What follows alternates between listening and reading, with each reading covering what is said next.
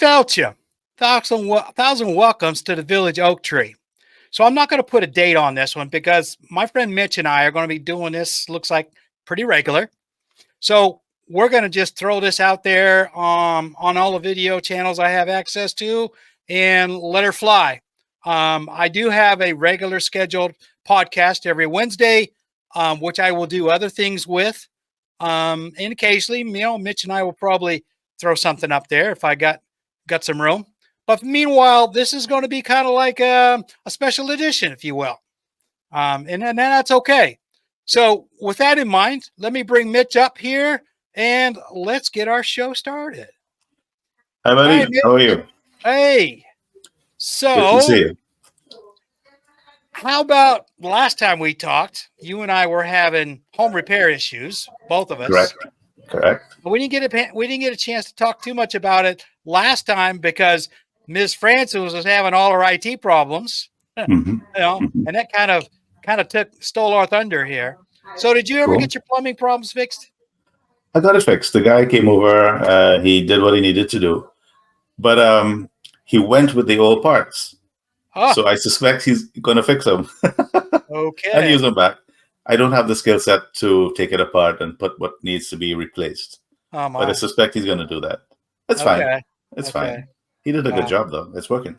As long as it works. It works, yeah. I'm not complaining. Yeah, I mean, it's the same thing. I had that trim work on the front of my house, and my wife's favorite handyman people, that's a husband and wife team, they came out, and the people who originally put it on used some sort of plastic mounts, and they weren't even very long. How they stayed up in the brick, all this time, I have no idea. Okay. So now, he replaced them with some, metal, actual concrete anchors. Right. Yeah. So I'm not worried about them falling down anymore. I just have to get out there and dab the heads with a little bit of paint someday. And we're all good. I've seen you can buy rubber boots to put over them. I may look into that. I mean, I haven't tinkered with it yet. I got to get out there with a ladder this weekend and do some other little stuff. But the heavy lifting is already done, so that's a good thing. That's a good thing. Yeah. My other issue has been a fight with my interior contractor. Okay. So last year, I found out that the Veterans Administration offers one-time grants for handicap modifications. Okay. So you can use that grant money for bathrooms, which is usually what it works out to, and other little things like that. But the idea is to be used for veterans who are 70 to 100% disabled, maybe have a mobility issue, so on and so forth. So it's a flat rate. Okay. They give you this flat rate amount of money and, you do what you do. So along with that, there's an outfit here in Richmond, Virginia, where I live, that's part of the state, and they're like a nonprofit. They use grant money from the state of Virginia to also help with this. Okay. So last June, I found out about this, went through and signed up all the paperwork, at least based on what I was given. I filled out the paperwork, sent it up. It was missing some stuff. Took me a month to get through all of that. Goodness. I had hired a contractor. I had to put him on hold till we got the paperwork all done. So it went through. Well, we're waiting and waiting and waiting and waiting. So finally, last fall, I got a hold of the lady that's in charge of this program over at the local veterans hospital. I said, hey, we haven't heard anything. What's going on? So she looks through her stuff. She says, oh, I sent something off. Oh, yeah, I got a message here saying that you filled out the wrong application. I'm like, excuse me? Yeah, it's an older version. They didn't accept it. You got to fill out a new one. Oh, my goodness. She sat down with me, and we filled out a new one, just transferred the information out the old one and onto the new one, sent it off. Well, lo and behold, that's all they wanted. But you think they would tell somebody? No. No. Okay? No. It's so inefficient. Yeah. Yeah, and it went through.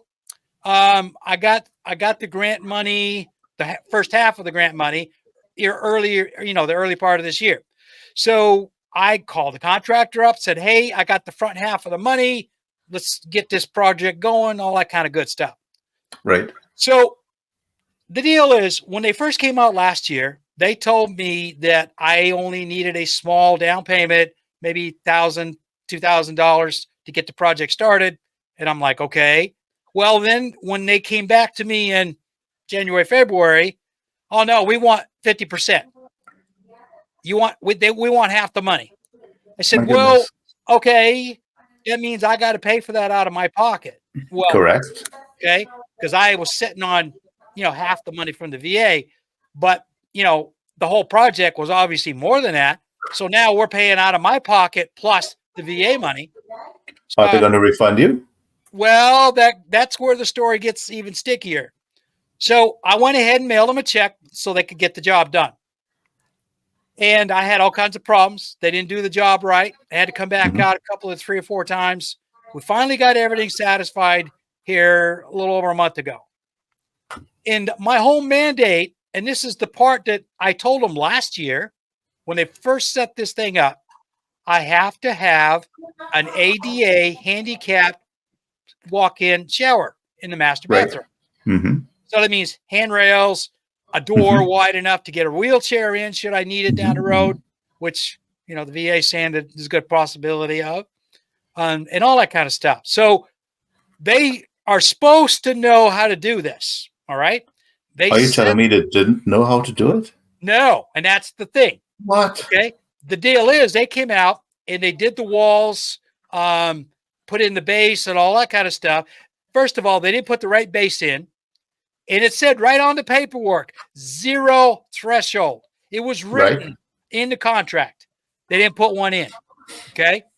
They put a very, very low one, which is like 1.5 inches tall, but you can't roll a wheelchair into it. Okay. Correct. So obviously I wasn't going to have a rip it all out and put a correct base in there. But I pointed it out to them. I said, hey, it says right on here, 0. And sorry, we made a mistake. Oh, you think? At that point? At that point, yeah. At that point? Oh my goodness. And it gets even better because when they went to put the glass the glass enclosure in, the door and all that stuff, they didn't put the right one in. They didn't put the handrails in correctly. So I had to have them add an additional handrail in order to make it so I could get in and out. Then they had to completely replace the original glass enclosure because one, it was really cheap and wasn't working so good. And second, it wasn't wide enough to get a wheelchair in. Okay. So how did they pick these guys? Bingo. Well, that was my question. I picked them based on a list or whatever, telling me, and it was in writing, that one, they work with veterans all the time. They know exactly how to take care of all these ADA stuff and all that. So, like I said, well, when I measured the original glass enclosure, I found out that it wasn't wide enough for a wheelchair.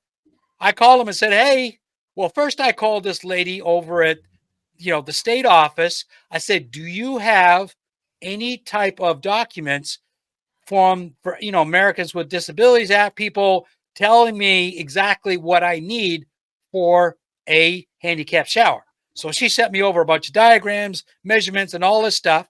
Right. I looked at that and I realized, man, that's when I realized these guys were pretty off the base. And so I forwarded this stuff over to the contractor. And he had never seen this stuff before. Oh, I can't believe it. And I thought, well, okay, you're supposed to be doing all these veterans handicap showers and stuff, and you've never seen this before? Something's not right here. Okay. Is it that they pick the lowest cost contractors to put on that list? Well, thing is, it's up to me to pick contractor. Okay. But how do you know who to pick from or where? That's the question. So all I had to go by were, obvious online reviews. And I had to go by was their sales material saying that they work with veterans all the time. They know how to do the paperwork, all this kind of stuff. And it turned out to be a lie. You got scammed. Well, not quite. I almost did. Okay. If you weren't paying attention. If I had accepted the job as they gave it to me, then yeah, I would have gotten ripped off. Yeah. Okay. Yeah. Like I said, I fought back. They came out and replaced the glass, put one in there that's wide enough to get a wheelchair in. And, previous to that, I had them put in another handrail so I could get in and out, and all that kind of stuff. So now it meets bare minimum federal standards, and the other part is I had to tell them, I says, look, my conversation about the base. I said, obviously, you guys failed to put in a 0 threshold base here. So the only way we can get around that without having to rip out the whole shower would be to offer me a wheelchair ramp that I could put down in front of the shower door. I said, I'll compromise with that if you put it in the package. And, they provided me one. Okay. So I'm like, okay. So at that point, I said, all right, glass has changed. I can get in and out if I need to. There's a bench in there for me to sit on if I get to that point, and there's handrails there to let me get in and out should I get that incapacitated. Okay, I'll sign off on this.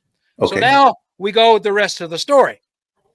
I signed off the paperwork, sent it off to the VA, sent an email off to the lady from Richmond, and they said, well, all right, we'll take care of our end as soon as you hear from the VA. So good. I waited. Now, after about a month, I get a note from, email from the contractor asking him, hey, he's wanting his money. So I'm like, okay. So I fired off an email to the VA, and the lady who handles my paperwork sent me an email back. Oh, I'm sorry. I forgot to submit your stuff to Texas. What? A month she sat on this. She forgot all about it, and she apologized, sent it off. Within 5 days, I had my money. But if you hadn't called, it would have been sitting there still. Bingo. Yeah. So what is going on in the government institutions there where efficiency and that is the question of the day. But just getting your job done. I've never run into this exact scenario, but I've run into similar ones where these administrative people fail to do their jobs and leave the veterans holding the bag. So here's the other part of the story.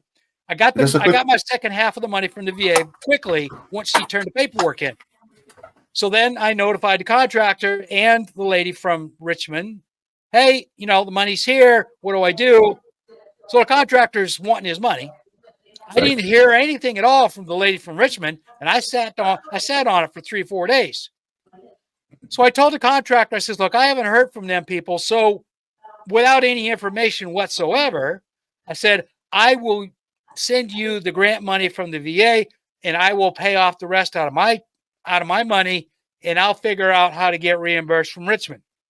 Okay. So he's getting his money, so he's okay with that. He's okay with that. Yeah. As long as he's getting paid. Yeah. So yesterday I get a phone call from the lady from Richmond. Oh, I've been out sick for a week or so. I haven't getting the emails, and I haven't this and I haven't that. I'm like, okay. And there's nobody to pick up the slack. Well, here's what she told me. She asked, because I had forwarded copies of these emails back and forth with the contractor and the VA. So first thing out of her mouth was, did you send a check to the contractor? And I said, well, yeah. I sent it out yesterday. What's his day before? Right now it's the day before yesterday. I said, yeah, I sent it out in the mail because I hadn't heard from you. Oh, you weren't supposed to do that. We're going to pay him. I'm like, okay. And you were going to tell me this when? Well, I thought I told you. I'm like, well, if you did tell me, it was like months ago. Okay. I mean, this project started a year ago. So you think I'm going to remember a year ago? No. Well, yeah, we should have come back out and reviewed this with you. I said, you think? All right. So meanwhile, yesterday was a mess.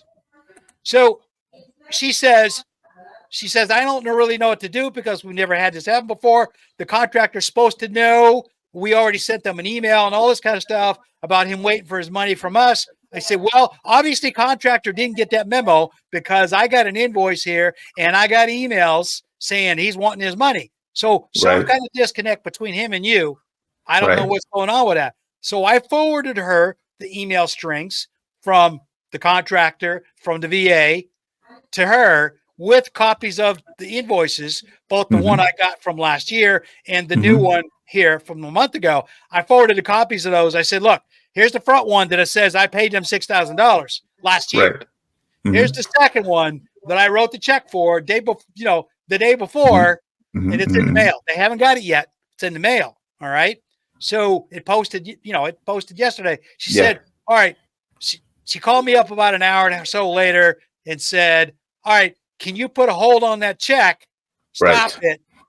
And then we're going to redo all this. I'll get a hold of the contractor. I'm like, okay, whatever you want to do. You know what I mean? So now instead of being out of pocket like almost $5,000, I'm out of pocket for nothing, which is the way it was supposed to be a year ago. Okay. But I mean, it's amazing. It's amazing. It's all this government bureaucracy just to put in a handicap shower. Okay. I mean, it's ridiculous.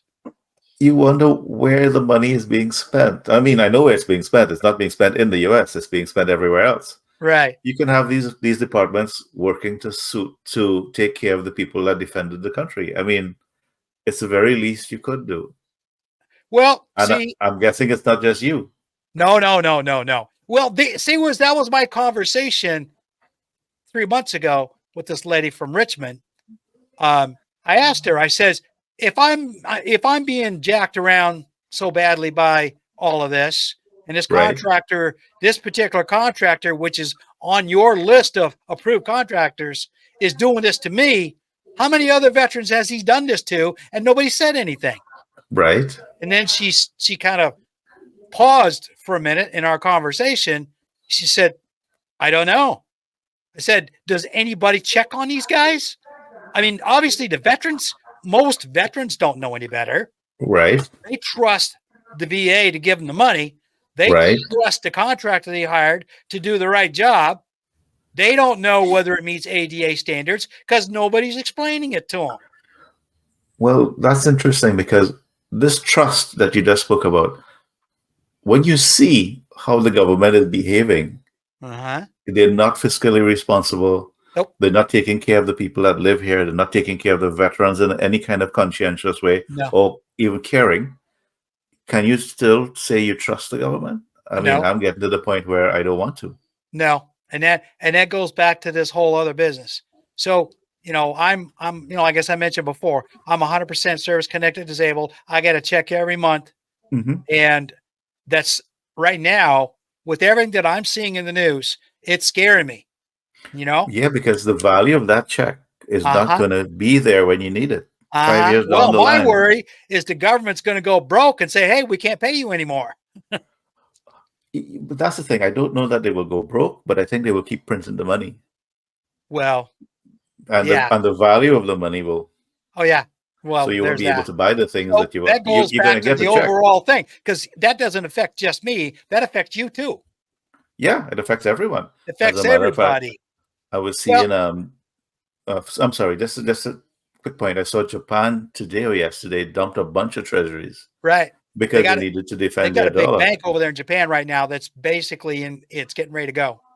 And it's dumping the treasuries to defend the dollar. So who's going to buy these treasuries? What the interest rates are going to be for people to encourage people to buy the treasuries? Interest rates are going up. Right. Well, right now, the predictors are they're going to keep the interest rates where they are and then drop them at the end of the year. The European Union is planning on dropping their interest rates, so the Americans are going to follow suit. That's the last word I heard from Miss Lena. So do you trust them? That's the question. I don't. And Biden is under a lot of pressure to perform and present an economy and a country that is stable and steady and growing. And I don't think he can. We know that that's just shadow right now. I mean, it's a paper tiger. Okay. Yeah. We have all these banks right now that are floating. They're, they got all this inventory basically sitting on the books that has been defaulted back to them. They can't get rid of it, and they're sitting on it. I mean, they keep, like when somebody said here a couple of weeks ago, they've been kicking the can down the road, hanging on to this stuff. Well, guess what? The end of the road is here. Cannot stop. Yeah. Yeah. So what banks do you think, well, I'm saying, where would you put your money? There's no place to put it other than the bank. Well, you got to pick the right bank. So first of all, stay away from anything local. Okay. That's interesting. Because they're going to be the first ones to go down. All right. So I'm in a credit union. Okay. Be very careful about those credit unions. Okay. Because they are just as liable as regular banks are. All right. That's kind of scary now. Now you're scaring me. Okay. So now you broaden that out a little bit. And this is what Stephen Van Meter is saying in his podcast, is you back that up a little bit. And Lena said the same thing last week. You back that up. And now you're talking about you have a local bank, but it's under the umbrella of a regional bank, like a franchise, basically. Right.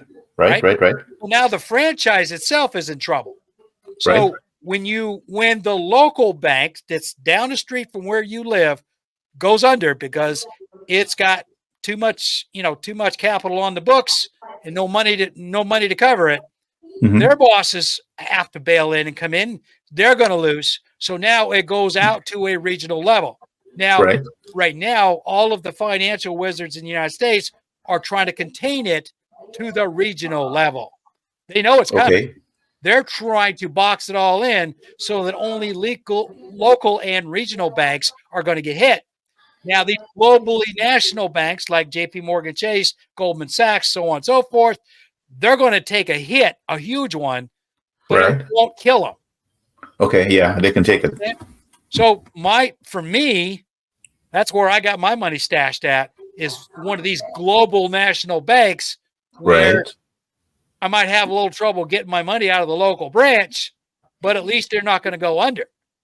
Well, what about the FDIC though? Do you think the FDIC will pick up the tab? That's another thing about that. The FDIC says we'll insure your deposits up to $250,000. Right. But there's conditions attached to that. And that's something I watched in a podcast about a week ago. There's conditions with that.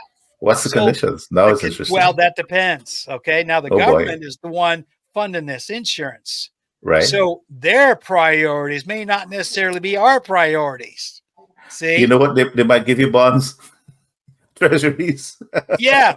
Who knows? But the idea is that certain people are going to get their money first.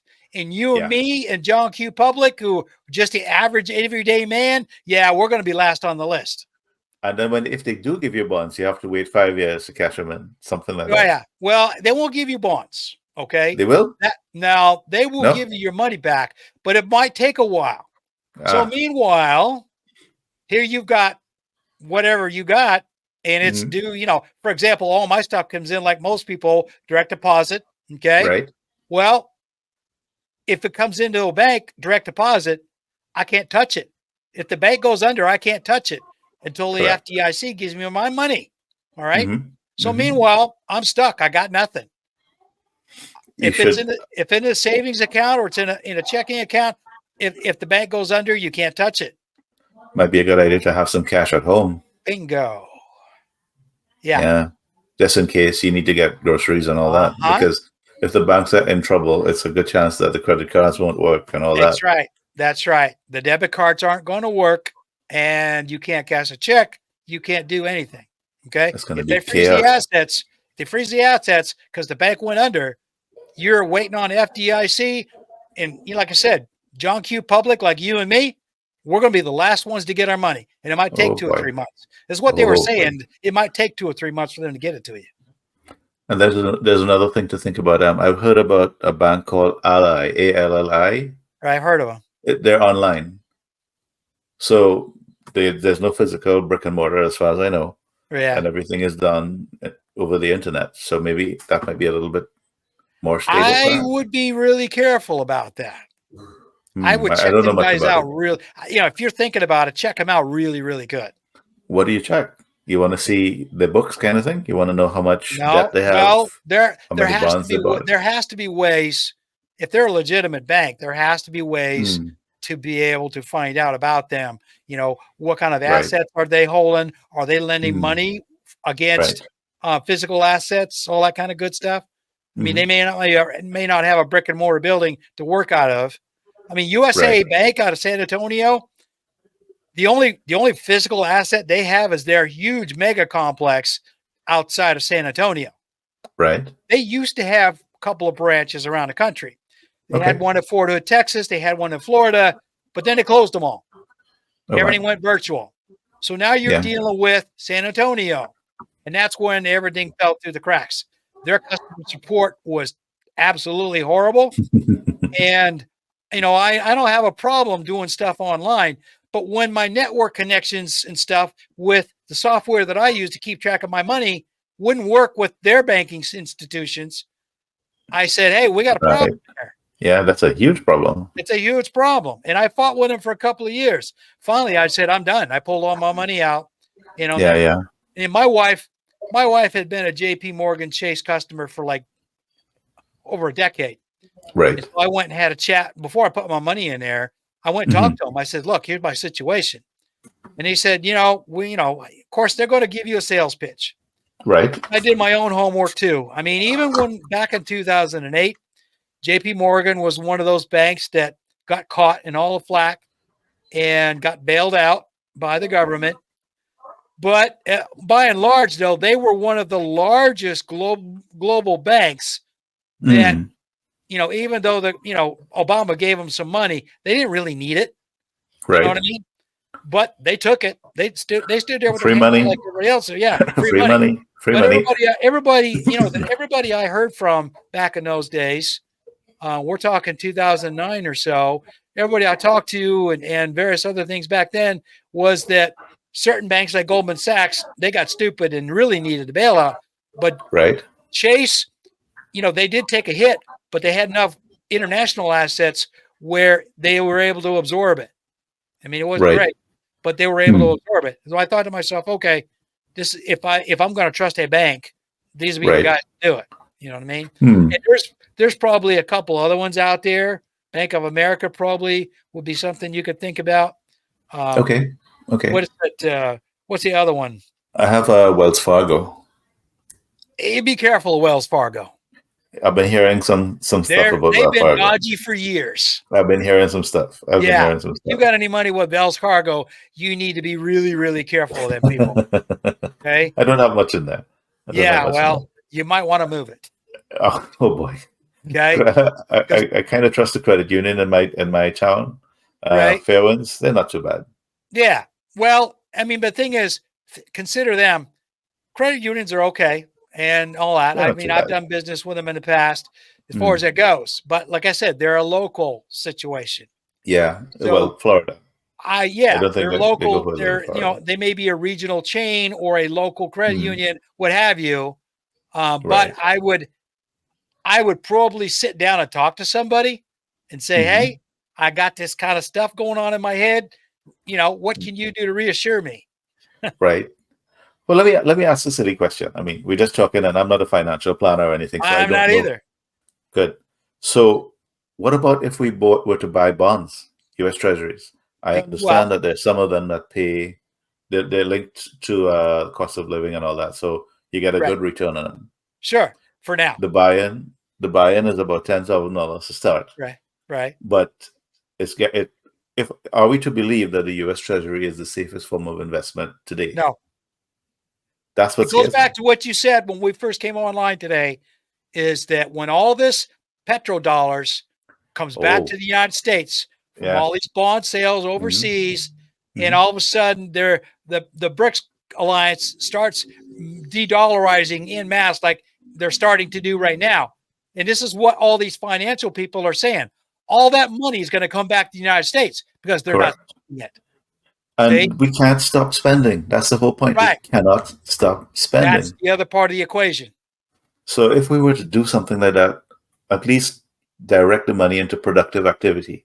You can see, the money is being spent in a wise way. People are getting paid. People are building things, and they're able to afford things. Right. It's being blown up. Yep. So it's not helping the veterans fix their showers. It's not helping the government people. Well, see, there's the biggest part of it, and this is one of the things that I took away from Judge Napolitano's videos today. What they're basically saying is that once the United States government basically shoots its foot off completely, all right, and they're fixing to do that over in Israel and Ukraine right now. That's going to be a mess. Okay, well, it's already a mess, and it's going to get worse. I see that. This business with Russia and North Korea is really starting to go, because now everybody's worried. Guys like Lindsey Graham and Tom Cotton and all these other war hawks, they're going to be looking at that. And so the question is, what are they going to do? See? Well, are they crazy enough? Are they crazy enough to start a nuclear war? Yeah, they are. They are just crazy enough. A nuclear war? They are crazy. Well, here's the thing. these guys are afraid of North Korea. Okay. One, because Kim Jong-il is crazy. We all know that. We all Everybody's know known that, it for yeah. decades. All right. Yeah, he been floating some balloons over to It's South not Korea. just that. I saw something yesterday in the news where he's building walls on the demilitarized zone. But basically, he's building what we used to call berms. All right. Right. Okay. Berms to separate himself. And the only reason he would do that is he's trying to hide stuff. In other words, interesting. He can be putting troops in there behind these berms. Correct. And massing them Getting up. ready. Yeah. There's the rumor, according to the judge's intel roundup today, according to them guys, they're predicting that Kim Jong-il is going to take all this new toys from Russia and he's going to take and send a couple of 100,000 troops, run them. He's just going to basically blitzkrieg Seoul and the Southern Peninsula and going to just basically do a bum rush on the Americans and the South Koreans, overwhelm them and be a quick and dirty thing. Once he's down there, he'll hit them as hard as he can and it'll be done. The Americans won't have any assets there to be able to put them off. Once he's in place, then it's going to be a negotiation of, okay, I'm here. I planted my North Korean flag in Seoul. What are you going to do about it? Well, this is the thing. I've been looking at this through the perspective of, can we fight a nuclear armed country? No. Russia's doing what they need to do in Ukraine. Everybody's scared of Russia retaliating with nukes. That's right. Israel is doing the same thing. Yes. Nobody can contain Israel. Even the US can't contain Israel. That's right. It's because of the nukes. So the idea is China may take Taiwan, North Korea may go after South Korea because of the nukes. Right. But everybody's afraid to do something about it. That's right. So the other part of the equation, and this is what you'll never see in the news here in America. The United States doesn't have the military assets to take these people on. We don't have a big enough army. We don't have enough equipment. And the equipment that we're using is old. Okay. So I'll give you an example. And this is my own personal experience. U.S. Navy has what they call the 7th Fleet that's home ported out of Yokosuka, Japan. Right. You have one carrier plus their support fleet, some destroyers, and guided missile, maybe a guided missile cruiser or two, something like that. It's a relatively small fleet, as far as it goes. But these are the ships that are sailing down through the South China Sea and antagonizing China and yada yada, all that kind of stuff. So here's the thing that a lot of people don't understand. So you have to understand now. It's been decades since I've been there, but I don't imagine it's changed. Yokosuka, Japan is a huge Navy shipyard. Okay. They are there basically to service and repair all of America's ships. The problem is these ships are going in there and they don't have the spare parts for the ships. Right. That's fascinating. Yeah, it's fascinating. So they're trying to make parts, but they can't make them fast enough. Right. And so there's a lot of ships in Yokosuka that are sitting in the docks trying to get repaired. They can't sail. Okay. Where are the parts coming from? Are the parts being made in the US or Japan or China? Used to be. And that's the other problem is that we used to make all that stuff. And so a couple of years ago, there was a military report out how the Navy shipyards here in the United States, the ones that actually build ships, cannot in any way, shape, or form keep up with the shipbuilding manufacturing going on in China. Right. We're completely outclassed. Correct. Okay. Correct. And what's coming off the lines here in the United States, quality-wise, is not as good as the Chinese. All right. I've been hearing that. I've been hearing that, particularly with regard to the electric vehicles. They're making world-class vehicles now. So here's the difference. The United States has ships that are heavier hitters. Okay. In other words, they have missile launchers. They've got 5-inch guns. They've got this and that and every other thing. Okay. The Chinese Navy has a couple of carriers, some submarines that are not as good as ours. But they have a lot of little ships. I mean, a lot of little ships, like those Coast Guard ships that you see getting in fights with the Filipinos. Right. They have a lot of those. But those ships are lightweight, but they go fast and they can go everywhere. And they're deployed everywhere, all up and down the eastern seaboard of China. So the issue is, if the Americans, and they know this, if the Americans were to ever do anything aggressive where China felt like it needed to ever needed to defend itself from the American Navy, the first thing they're going to do is forget about the ships. They're going to fire a bunch of carrier busters from their land-based launchers, and they're going to take out America's aircraft carriers. That is logical. It's difficult to shoot some of those missiles down. They have these new missiles that the United States cannot counter, and they have them. The American Navy knows it, which is one of the reasons why you won't see a carrier going in and out of the South China Sea, because they're afraid it's going to go down. I have a question. So what I'm hearing from you is that we can't project force effectively because of the new missile systems. Well, not just that. Okay. Think about this. The Russians, the Chinese, and the North Koreans have thousands and thousands and thousands more soldiers than we have. Yes, I saw North Korea has a million men. Well, the Russians have more than 1 million. Now, granted, they're deployed all over the place. You know what I mean? But they have them. All right. Right. Russia has the ability to move these soldiers and their equipment really fast, and the Americans don't. Okay. All right. That's second. China's the same way. China has millions of soldiers and sailors on the ready, training constantly. Now, granted, the difference between the Russians and the Chinese, the Russians have actual combat experience where the United States doesn't. The United States has special forces guys who have combat experience, but it's more of what I call small deployment capabilities, insertions, that kind of stuff. Okay. We do not have an army that's ever been massively tested on a battlefield since World War II. The Korean War. Russia does.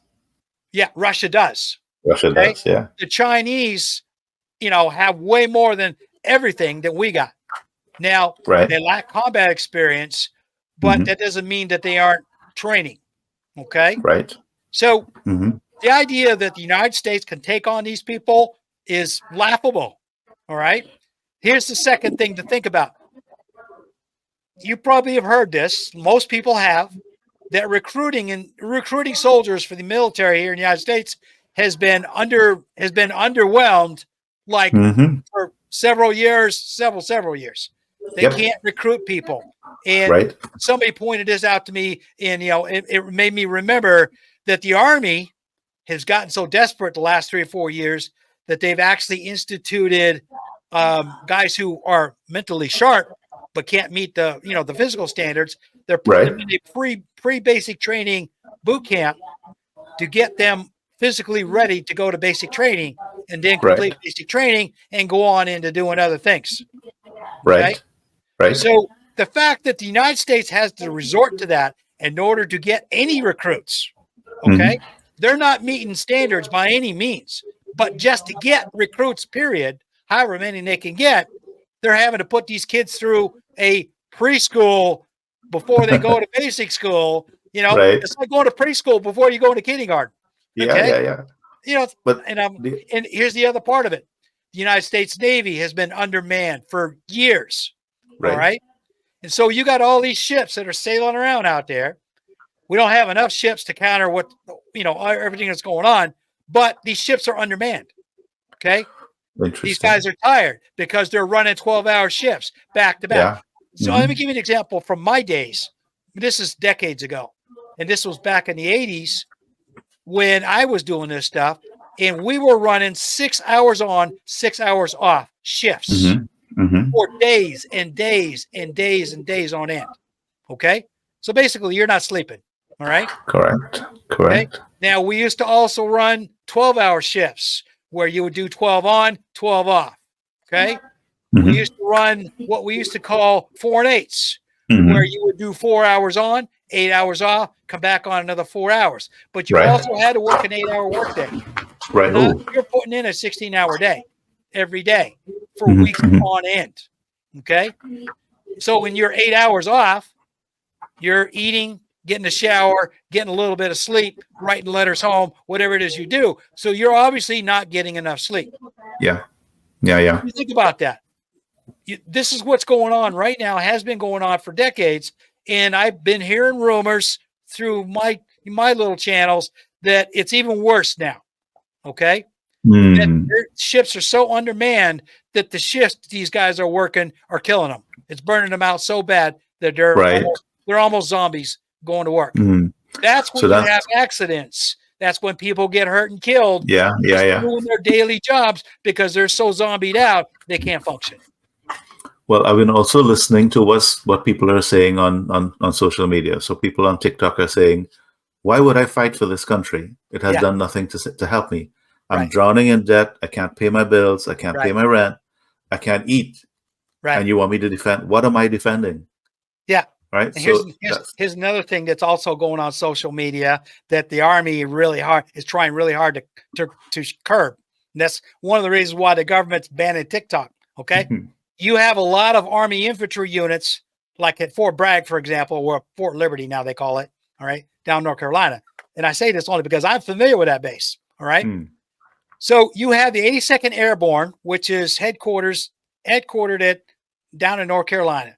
If I remember right, they call it Fort Liberty now. Okay. Right. So here's the thing. They're headquartered down there. So they're broken up into regiments and battalions, so on and so forth. These battalions are in barracks that are so old. The plumbing is such disrepair. They had to close some of these barracks down because they were actual health hazards. Now you got to understand, these young soldiers were in these barracks with raw sewage coming up through the deck drains. Goodness. Okay. Shower facilities were like non-existent, so on and so forth. And these guys were living in this stuff until it finally got to the point where the Army commanders had to go in there and shut the buildings out and move these guys out and do something about it. Well, this has been a chronic problem for years. Okay. But it's made the news because of social media. But before social media was a big deal, 20 years ago, it was, I heard about it because it was on post, but it never left the base. Wow. All right. Yeah. It never left the base. So, and with things like TikTok, people will be putting that out for the world to see. That's another reason why none of these kids want to go work for the military, because they don't want to live in those kind of conditions. Correct. And then they're also seeing what the military does. Right. I'm reading about Israeli soldiers committing suicide. Yeah. Because they can't live with what they're doing, what they're being asked. So I mean, come on. How do you convince people to support, what they're doing overseas? And here in the United States, it's the same problem. The suicide rate amongst veterans is super high, has been for years. Okay. I've been reading about that. Yeah. All right. It's been a thing since Iraq and Afghanistan. Yeah. And the number one reason for that, and this is what never will tell you, is it goes back to what you just said about the Israeli soldiers. Our American soldiers are being sent overseas and they're being asked to do things that they can't talk about. Right. Okay. We're talking about probably war crimes. I know for a fact that we committed war crimes in Afghanistan and Iraq, but we've been deploying soldiers to Africa now for quite a while. And how much you want to bet that these guys that are being deployed, that are being sent out from the Army base in Djibouti and inserted into other places over there, some special operations units, so on and so forth, that these guys are being tasked with doing things that never make it onto the books. Right. Okay. Right. So here, I'll give you an example. Several years ago, there was a special forces guy, a senior sergeant, who got caught because he killed one of his own. Okay. And the reason he did that is because they were getting ready to get called out because these guys were committing crimes in Central Africa. Oh boy. And this guy was going to rat him out, so they killed him. Well, they got caught and a couple of them went to jail, but it made the news for a while. And, when the sergeant went to trial, it made the news ever so briefly. But you got to understand, that's going to be one instance that got caught and made it to the news. How many other ones never made it to the news? And I happen to know from personal experience, there's going to be a lot of them. All okay. Right. So now when these guys are coming back to the United States, can't live with what they did, and they're doing it. Bang. Wow. Yeah. And if they're not getting the mental health care, well, that's the other part of it. Yeah, they're not getting. Is that available to veterans? I don't know. Depends. Okay. So because the stigma, if you're on active duty, the stigma is still there. Okay. Okay. It's in the rank and file. Now, don't get me wrong. The Army has, for probably a couple of decades now, rolled out the red carpet telling everybody, if you're having all this stuff going on, you want to go talk to somebody, we're available for you. You can go to the clinic and all this kind of stuff. Well, here's the problem. What they don't tell you is your platoon sergeant, your first sergeant, and good possibility your sergeant major are all in on this. Like, don't you dare go. If you do, we're going to nail you to the wall. We're going to give you a bad discharge. We're going to get you medically put out, yada, yada, yada. Well, guess what? If you're depending on that income to feed your family, you're not going to rock the boat. Oh, my goodness. If you're a career soldier, you're not going to rock the boat and lose your benefits because you went to seek mental health. And, of course, they have to document it. And it does go back to your command. And guess what? As soon as your command structure finds out about it, you're automatically got a target on your back. And next thing you know, bad things start happening to you. And you get, you end up getting a discharge. That's something that you never hear about. You never hear about that. You won't hear about that. You won't hear about that. So there's been rumors for years that this has been going on. But the actual reality, it's still happening. Despite the Army's propaganda saying, oh, no, we're not doing that anymore. We're making sure everybody gets their help. Yeah, no. I've heard from soldiers on the ground saying, yeah, they say one thing, but in reality, in the rank and file, it's a whole different story. Nothing's changed. That's so terrible because these people are being put through the ringer, right? Yeah. Doing all kinds of things, exposing themselves to lots of deadly, dangerous chemicals. Yep. And then coming back home damaged, and then there's no support. Now, here's the deal. If you have a physical injury, you get all the support you want. They're more than happy to show off your missing leg or missing arm, saying, oh, yeah, we'll help you all you want to. Not a problem. Give you a generous medical discharge, give you some money from the VA. They're all about parading you around because you're you're a wounded warrior. You can prove it. You're missing an arm from the elbow down. Right. Okay. But up here, if you have no physical something that they can show the media or what have you, then no. So they don't want you to be broken mentally because it shows weakness in something, or it will discourage other people from joining. Part of it is the culture. Part of it is the culture. Like you said, you don't want to be shown as weak. Okay. Suck it up, move on, soldier. That was the mantra. Still is. Okay. Wow. The other part of it is it makes the Army command structure look bad. Right. Okay. Because and the other part of it is these guys, now granted, you still have your patient doctor HIPAA grant. They can't talk about stuff. Right. But here's what I will tell you. And this is what they have to do. And it's even on a civilian side, but especially in the Army, if a mental health professional has one of his Army patients comes in and this guy is talking about atrocities or wanting to commit suicide, or if he talks about he committed war crimes, things like that, he's by law, he has to report that. Okay. So give me an example. It's a fictitious example. All right. So let's say Private Snuffy got deployed overseas, went out with his squad and got tasked with doing something illegal. Okay. Right. Now he's just following orders. Right. Platoon sergeant maybe was there. They may have gone out of platoon strength, whatever. Okay. Let's say they did that. So everybody in the whole platoon is complicit in whatever it is they were tasked to do. Right. Now these guys know that it was bad. They know it was illegal, but yet those were orders. So they carried out their mission. Right. Now they get back to the rear, get back to garrison. This, it gets in their heads, especially young guys, 18, 19, 20, 21 years old.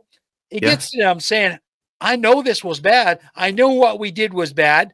I can't live with this. So they start misbehaving in the ranks, causing behavioral problems. They get Right. written up, so on and so forth, or they seek out mental health, so on. Right. Either way, it doesn't really matter whether they have a behavior problem within the ranks or they go seek a mental health professional. If this kid tells anybody that, hey, you know, this is what I did when I was on this deployment, it's going to get back to command. Right. And when that happens, everything goes crazy. Okay. Because they don't want the public to know about these things. Right. A lot of this stuff is classified. I did a lot of classified stuff that's still classified to this day. Okay. Right. And, you know, I'm not going to tell you what I did because this is going out to the worldwide public. But, you know, did I do some things that are a little shady? Well, I'm going to put a question mark on that. But how do you deal with that internally? How do you deal with it psychologically? Again, that goes back to my own journey because when I was on active duty, I locked all that stuff up. Okay. Right. You had to, I locked that stuff up for over 20 years. So then when I got off active duty and I was out in the civilian world, I couldn't contain it anymore. Okay. Yeah. It came out as aggressive behavior. Yeah. I basically lost a family over it. I basically almost lost everything. Okay. Wow. And I did get help just in time. Yeah. But they told me when I first started therapy back in 2007, they told me flat out that I was on the verge of ending up in jail. I was this close to being in jail for, you know, aggressive behavior, assault, battery, and all kinds of stuff. Oh yeah. That's I was that bad. Okay. Because I mean, to look at you now, you look well now. So you've got the help. I mean, it's been a lot of years and I'm still in, you know, the maintenance thing. But the idea was that it took probably 3 or 4 years of mental health therapy once a week to keep me from doing really crazy stuff. Wow. Okay. And get me back down to where I could sort of function in society because I wasn't functioning in society at all. All right. Yeah. Okay. But here's the thing. I'm just one guy. All right. Imagine me, you know, among thousands. Yeah. Doing all having the same, you know, basic issues of one sort or another. Right. So and then a lot of these guys find work in law and enforcement related businesses. So you might find them in the police service. You might find them doing stuff with security and all that. And if they're carrying around that mental problem, it's not going to be good. Nope. Well, it isn't good. Give you an example because we see it in the news all the time. How many times have we seen news stories last few years of cops being overly aggressive? All the time. Yeah. Okay. How many of them guys have military backgrounds? That's what I don't know. Yeah, a lot of them. I would suspect a lot of them. Yeah. I would suspect a lot of them. Yeah. Yeah. And the trouble with that is, this is just my layperson's perspective now. For you to do the things that your army calls upon you to do, you actually need to dehumanize the people on the other end of it. So they're no longer regarded as people. They're less than people, so that you can kill them with impunity. Right. Because your psyche won't allow you to kill another human being. But when you leave the army, I'm asking you now because I don't know, do you come out with that perspective that some people are not human? And then you can do what you need to do with them. Well, let me tell you a little perspective. So I was a kid growing up. I grew up on a farm, a working farm. So part of that working farm is you butcher animals. Right. So we had no money. So we did all of our own. Wow. We butchered our own animals for the free. We shot deer, went hunting, whatever we killed in the woods, we put it in the freezer. Okay. Right. Or we canned it. Whatever it is we did, we worked all throughout the short summers we had up there to put food in to lay in for the winter. Right. That's all we did was we worked all through the summers so we could eat during the winter. So you think about that. So when I went in the military at age 18, I was pretty much, I don't know, what do you want to call it? Immune? I don't want to say exactly immune to it, but I was numb to the idea of killing things because I've been doing it most of my, teenage life. Right. So I had no problem at all shooting humans simply because they're just two-legged animals. Right. Okay. All right? I see what you're saying. See Right. what I'm saying? Okay. So yes, I'm kind of an exception because most urban kids wouldn't obviously get into that. But think about this. So let's say you have somebody from the south side of Chicago who's been in gangs. Now he's dealt with shootings and all this kinds of stuff. It's a daily event there. Same thing with the barrios over in California, Los Angeles. All right.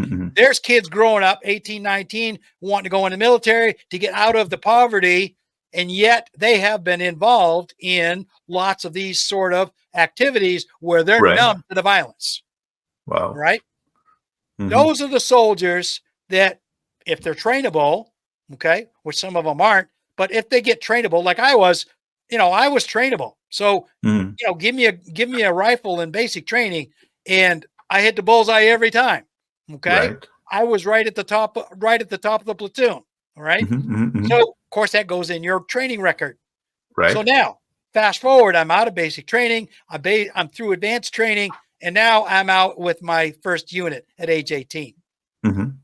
They give me a rifle and it's got a really fancy scope on it, which I never had before. All I ever used was metal sights.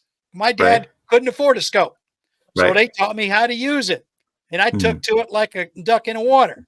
Yeah. So now here we are. I'm told, okay, you've been trained. We've taught you how to use this rifle and all the things to go with it. So your job now is to make sure nobody gets close to our boat. Right. That was my only instructions. Nobody gets close to the boat. Nobody get close to the boat. If it moves, shoot it. Nobody's allowed to get close to the boat. Right, okay? Right. They gave me lots of ammunition. We don't care how much you use. Don't let anybody get close to the boat. And I was on a 12 on, 12 off shift. Right. So for 12 hours, I walked up and down the deck. And if, we had spotters, guys with big field glasses and things like that. They spotted something. They would, me and my spotting partner would locate it. He would tell me how far away it was, and I would sight it in, and I would eliminate the problem. Yeah. Okay. Now here's the thing. That to me, it was just no different than being on the farm. You know what I mean? Interesting. The only difference was one, yes, it was hot, sweaty, and humid over there, and I'm wearing a uniform, but it really wasn't, my actual job really wasn't that much different than shooting woodchucks or other varmints on the farm.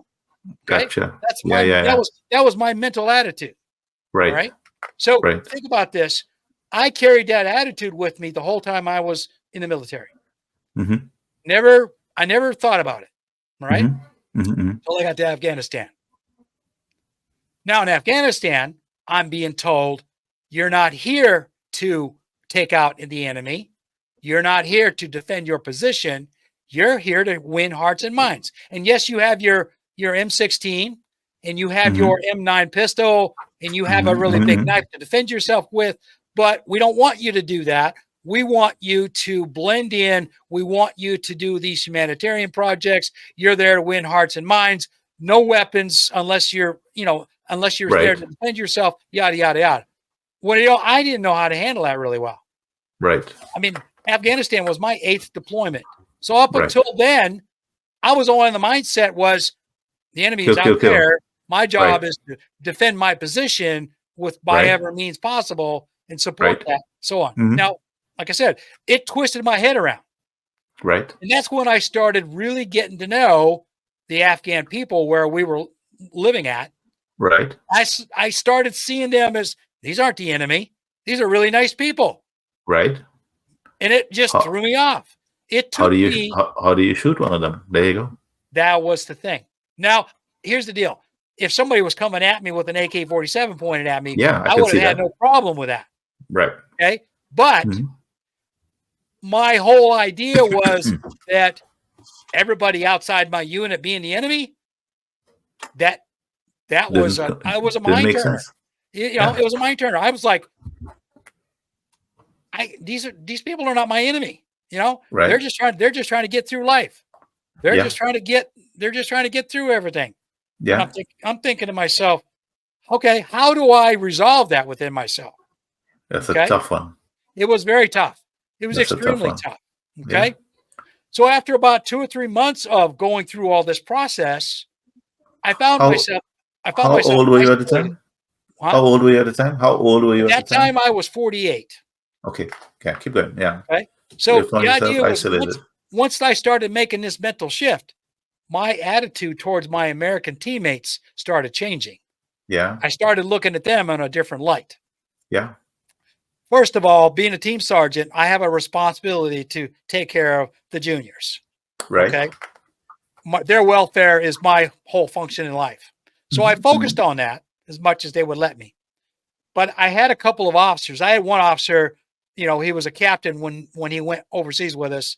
He made major while we were deployed, but he was pretty useless. Okay. We almost never saw him. Whenever we did see him, he was useless. He made he went out on one mission, humanitarian mission, that I think pretty much almost killed him. All right. Oh my goodness. Okay. And when he came back, we almost never saw him until we went home. Now the other guy who was in charge, he was the officer in charge. He was a gung-ho major, all that. He never deployed before, wanted to make a name for himself, all kinds of stuff. He got himself in so much trouble. I tried really, really hard to help him initially. Right. I told him, sir, we need to do this, do that. We should do, he wouldn't listen to anybody. He just was doing whatever he wanted to do. Finally, I just gave up. I just said, fine, hang yourself. Do whatever you got to do. Okay. Hey, wow. I stepped back. I just stepped back and said, hey, so we had another, we had another sergeant that was on a team, and he was so green. He really had no idea how to manage things. Right. And he didn't want to listen to anybody. Okay. And I was kind of the new guy with our battalion. I had reported in just a couple months before we deployed. So nobody really knew me. And you got to understand, this is the South. Our battalion was a reserve unit out of Knoxville, Tennessee. So you got to understand the mentality of people from Tennessee, Georgia, Alabama, and all that. They run on the good old boy system. They don't know you. They're not going to let you play. Okay. So all these guys who are in this unit I was with, they're all from the local area. They're from North Georgia, Chattanooga, Tennessee. They're from West Tennessee. They're from, the region there in East Tennessee, so on and so forth. And these guys are coming from Kentucky, across the border from Kentucky, so on and so forth. They're all hillbillies. Okay. Right. Yeah. I don't say that in a derogatory sense, but they had this attitude was, we own the world. We are the Americans. We are this and that. And we don't know you, we're not going to deal with you. So the major that I work for, he was from Birmingham, Alabama. He was also not part of our unit. So nobody else in our battalion trusted him. Oh boy. They put him in charge of the team that I was on. They put me in as his team sergeant, which this major didn't know me. Right. Didn't like me all that much because I was kind of bucking him a little bit. Right. So we were out here together. Right. And I, like I said, I stepped back after about 3 or 4 months. I just said, hey, whatever you do is whatever you do. I'll support you when you tell me you want me to do something. Right. But that's it. Right. I'm done. You know what I mean? Yeah. Because I kicked back and let things roll. And this major eventually, he eventually did some things that he shouldn't have done, and got himself in a lot of trouble. And I just I wasn't there. Yeah. I just did my thing. So, but like I said, the whole nearly 11 months I was there, I had a complete change of mental attitude about what I saw about the Army, what the American government was doing to us and the local people there in Afghanistan and all this kind of stuff. And when I came back to the States, in 2003, I was still on active duty. I extended my mobilization until 2004, but I saw stuff at Fort Bragg. There was Fort Bragg. I saw stuff at Fort Bragg that really made me question, what in the world are we doing? I started seeing things that I'd never looked at before. And I thought to myself, oh my God, and to get me out of here. I just want to do my time. I want my retirement. I want to go home. I'm done here. Okay. Yeah. And I like can I said, understand that. with all that going on in my head through 2003, 2004, until I finally out processed and went home, and this is what the doctors told me. They said, yeah, it's no wonder you came up here and just let it all loose. You had all that stuff bottled up inside of you for years. Yeah. And this trip to Afghanistan really piled it on you. Yeah. And you had nowhere to let it go. You couldn't say anything, obviously, or they would have come down on you. So you held on to it until you could get out here in the woods and start yelling at the trees. And unfortunately, you're yelling at the trees. You're yelling at people and getting in fist fights in parking lots and doing all kinds of crazy stuff. So he said, this is the kind of behavior that we need to fix. Okay. Right. And so, I kind of went from there.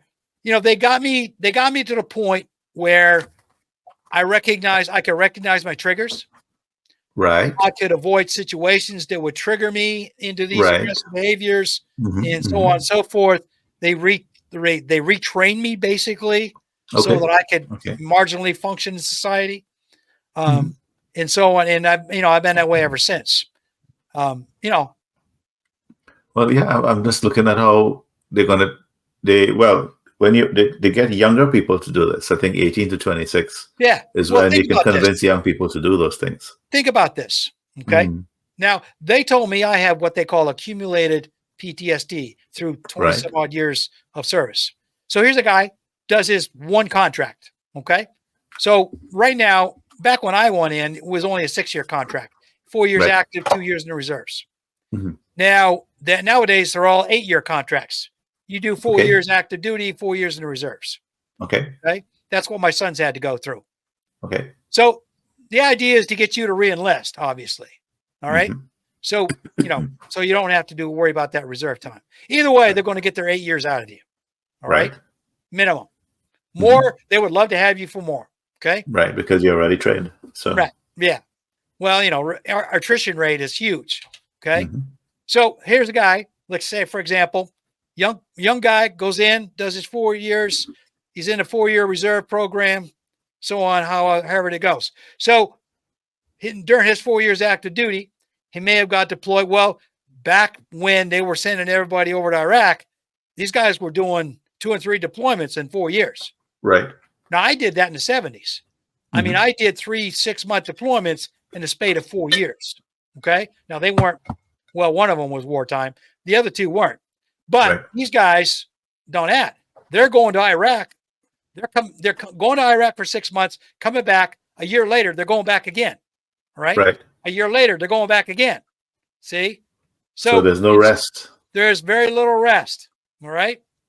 And so this guy had 4 years, he's burnt out. Yeah. He's seen a bunch of stuff that most kids shouldn't have to see.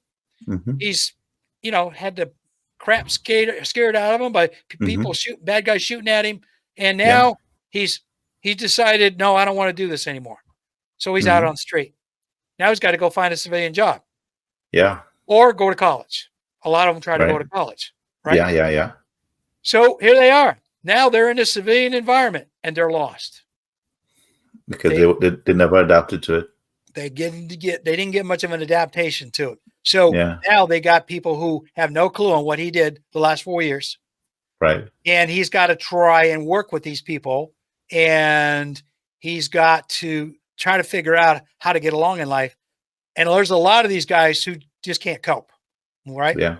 They can't because what worked in the military won't work in civilian life. Nope. You need to be tolerant. You need to be patient. Well, the other part of it is these guys have seen stuff that most people never imagined. And the worst part is the average American who's never been in the military, they don't want to know about it. They don't want you talking about it. They don't want you to scare them. They don't want to know about your nightmares. They don't want to know about your troubles. They don't care. All they care about is, I hired you to do a job. Can you do that job? Period. I don't want any behavior issues. I don't want anything else. I don't care if you need a personal day, what have you, because you're having a mental health issue. We don't want to know about that. And this, this is what I got when I got off active duty. Okay. But you said to me something a little while ago. You said that as the sergeant, you were taking care of the little ones. Right. That was in your headspace. You're not seeing that in the civilian world, are you? No. Nobody takes care of anybody. No. That's interesting. No. You come out, you just do your job. That's another problem when you have NCOs, guys who are like E5 and above, who are used to taking care of their people. And the more stripes you put on, the more people you take care of. Right. So here's the deal. You got somebody who's like E6, E7, E8, right? Who's seen combat, deployed multiple times, so on and so forth. He's been, as we say, charged with taking care of guys, making sure they come home safe, right? Yeah. And so on and so forth. Now you're in the civilian world, and as I said, they don't want to hear that. Civilians do not want to know about that. We don't want to know what you did in the Army. We don't care. All we care about is, do you have any managerial experiences that we can use in our company? We don't care what you did in the Army. We don't care about your management in the Army. All we care about is, can you manage people? Can you do it in the way we want you to? Right, because money is the object there. Money is the object. We don't want you making waves. We don't want you doing. So here's a guy, gets a civilian job. He's okay. And on the outside, he's fine. Goes to work every day. So he sees stuff on this civilian thing. He goes to his job and he sees stuff. He sees people stealing money. He sees people stealing the company's products. Yeah. Well, in the Army, that's a no-go. All right. Right. I mean, that will just, so he sees this stuff. And if he tries to do something about it, he gets told, hey, sorry, we don't want to hear that. Okay. So then what? He's got to hold it all in. Or the other part of it, and this is usually what the case is, he goes to work and he sees all these slackers coming to work. They don't want to work. They're just there taking the money. They don't want to do their jobs. And as a sergeant, E6 and above, that's another no-go. All right. You're going to try and come down and bring the hammer on these guys. Well, we don't care if you're a manager. All right. You're not allowed to talk to these people that way.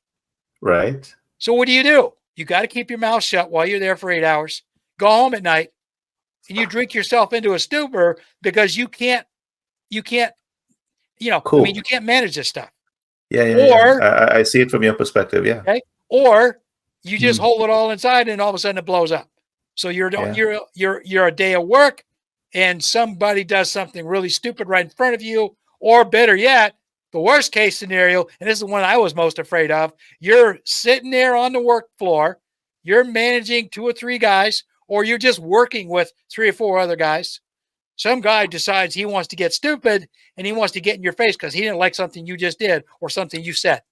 Right. And he wants to get in your face because he's the big guy of the floor. He's been working at the company 4 or 5 years. You're the new guy. He wants to get in a fight with you just because he's trying to impress everybody. And he doesn't know that you've been buckling up all of this about somebody like me. And so he gets in your face. You try to hold on to it. And then all of a sudden you get to a point where he says something or he makes a move towards you. And next thing you know, this guy's on the floor. Yeah. Well, as soon as you do that, you just lost your job and they're going to call the police. Yep. And you might get sued on top of all of that. And you might get sued. If you touched him, well, even if you didn't touch him, you could get sued because it's still considered assault. Yeah. Wow. It's not assault and battery. It's still considered assault in the civilian world. That you were in this guy's face yelling and screaming at him, they can, bust you. Yeah. Look at that. That's interesting. Yeah. I was listening to a podcast yesterday and they were talking about the young Israeli soldiers. Yeah. When they were saying that because the economy of Israel has been so messed up, right, a lot of them won't be able to go back to a job. Right. So there's no incentive for them to leave and stop what they're doing. Right. So they're happy to just continue. Uh-huh. There's nothing to go back to. Paycheck's paycheck. Paycheck's a paycheck. And then you look at Netanyahu, for example. There's nothing for him to go back to. If the war stops, he's going to go to jail once he gets out of office. He's going to go to prison. So he's going to keep the war going. Uh-huh. What's happening to Biden? I can't see Biden winning this election. I just can't. I can't either. I can't see it. So he's going to keep the war going.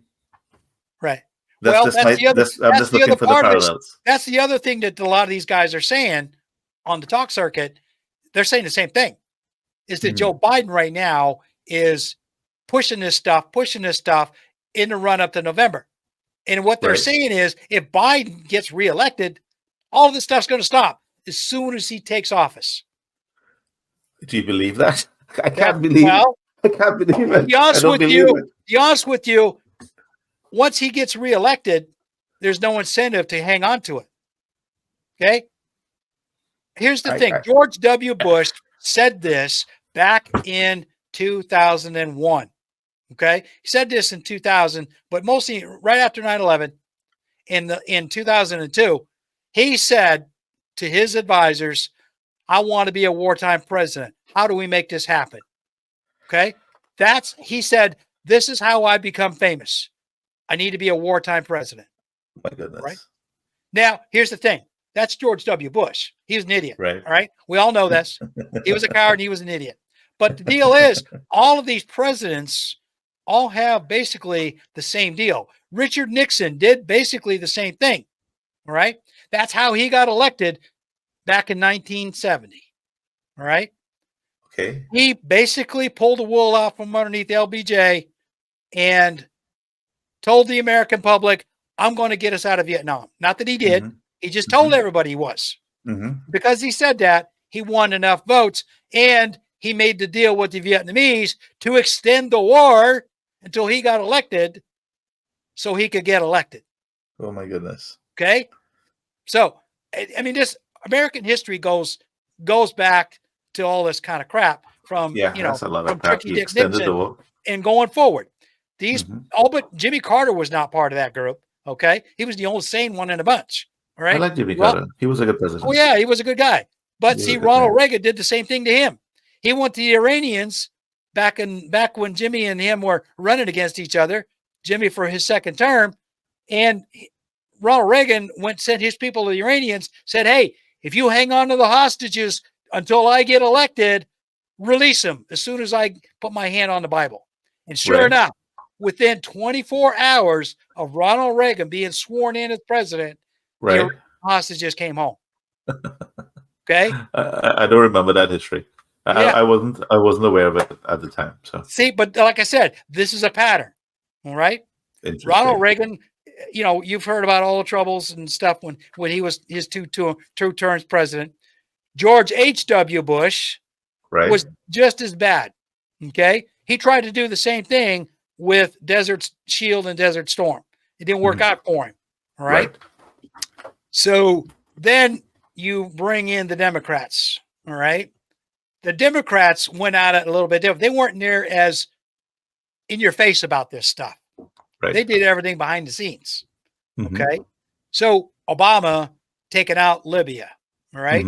That was kind of like, well, should I do that? Should I do that? I don't know. He went back and forth. Finally, they sent the aircraft carrier over there and they bombed Libya, and that was the end of Omar Gaddafi. All right.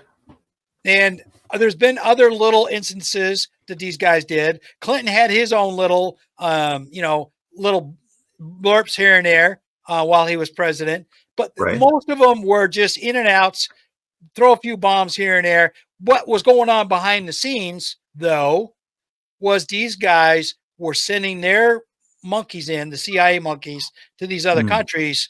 And Reagan started in South America, and Obama was doing it in the Middle East. Clinton was doing it in the Middle East, so on and so forth, doing all they could to maneuver everything in America's favor in the Middle East.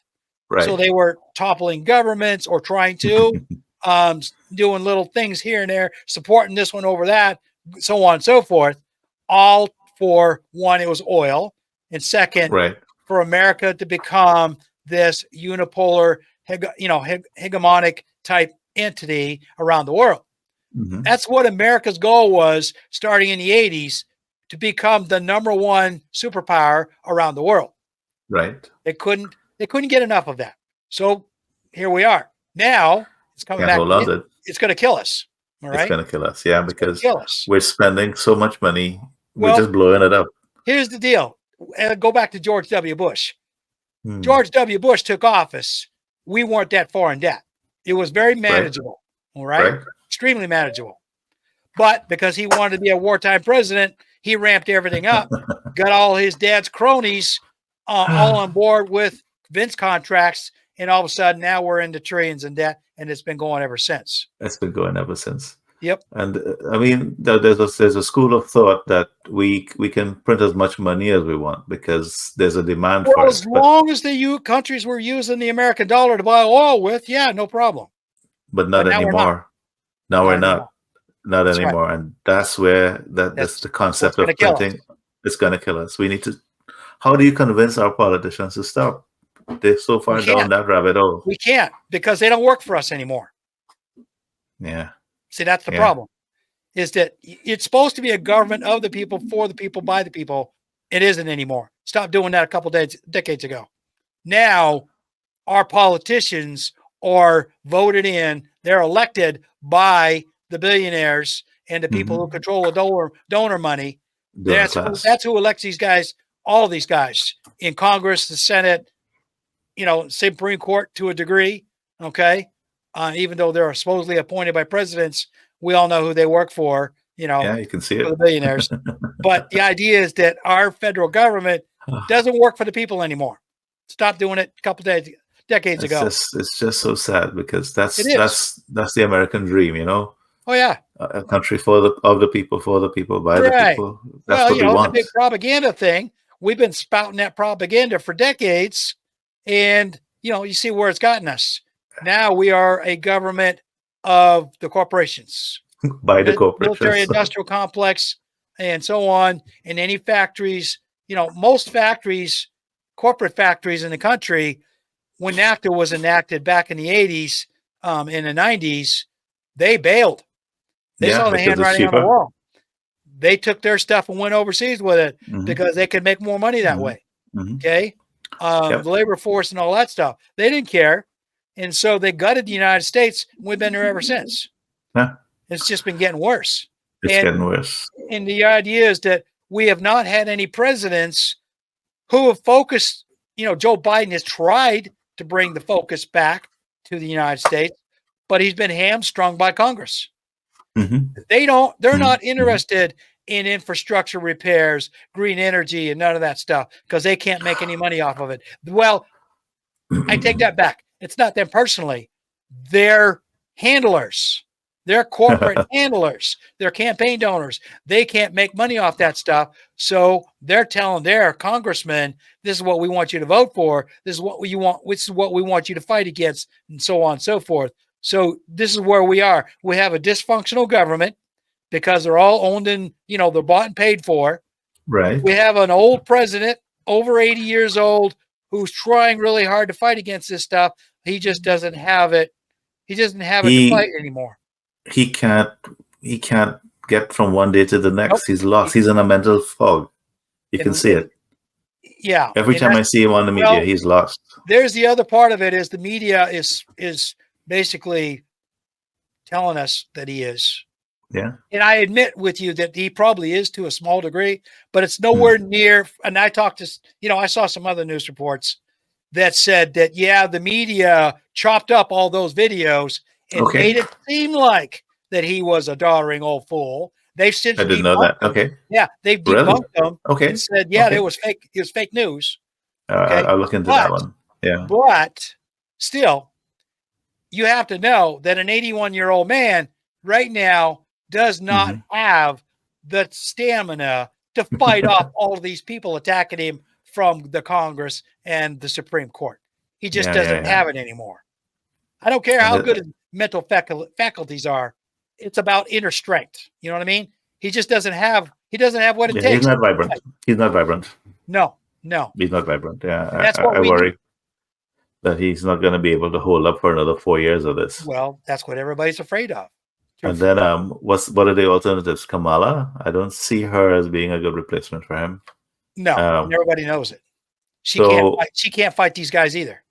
So, are you saying to me that they're going to bring back Hillary Clinton? Nope. No, they aren't. No, the Democrats are going to elect Gavin Newsom. Yeah. No, they're going to elect Joe Biden. And they're going to try anyways. They're going to, they're going to stand behind him. Let's put it that way. All right. no matter what. They're going to stand behind him. And Kamala, too, that's a for wrong what it's choice. worth. They're putting all of their bets on Joe Biden and Kamala Harris, come what may. All right? You know, I lean Democrat, but I can't see myself voting for either of them. Well, me either. That's the whole problem. Yeah. And that's one of the things that they're not seeing. They're kind of seeing it, but they're ignoring it. They don't want to see it. They don't want to see it. Exactly. They don't want to see it. Yeah. They don't want to see guys like Cornel West and Jill Stein coming up and getting in their face saying, "Hey, we have an alternative here." They can't handle that, and they're not dealing with it. A lot more people are going to vote for the Green Party and Cornel West now, simply because, like you said, they're disgusted with the Democrats and Republicans. I don't know that if Cornel West and Stein were to unite, but they would have a better chance, I think. Sure. Yeah, I don't know that it'll happen, but well, it won't, because Cornel West had a big out with the Green Party. That's why he went his own way. He originally was going to do the Green Party, but then they had some kind of a rift, and he went his own way. Oh my! Which, like you were saying, it kind of hurt him. You know what I mean? Yeah, I can't see him coming back from that. No, he won't. No, Jill Stein, her problem is she doesn't have enough of a aggressive presence to fight off the Democrats and the Republicans. She's got a lot of good ideas. Green Party has got their platform is everything that America needs. Right. She just doesn't have enough aggressive presence in the media to make people believe that she could implement it. That's her problem. So it's like, if Congress is hamstrung, she may not be able to do anything anyways. Well, no, that's the other part of it, is that all these idiots in Congress would never let her do her job anyway. Any more than they're letting Joe Biden do his job. America, how far have we fallen? Well, here's the thing, and this is kind of what we talked about last week, is it's going to fall a lot farther. Okay. We all know that there's a banking collapse coming. Yes, I've been looking into that. Yeah. How much they're going to minimize it, I don't know, but it's gonna hurt us. All right, Mike. And this is something that I've toyed with over the last.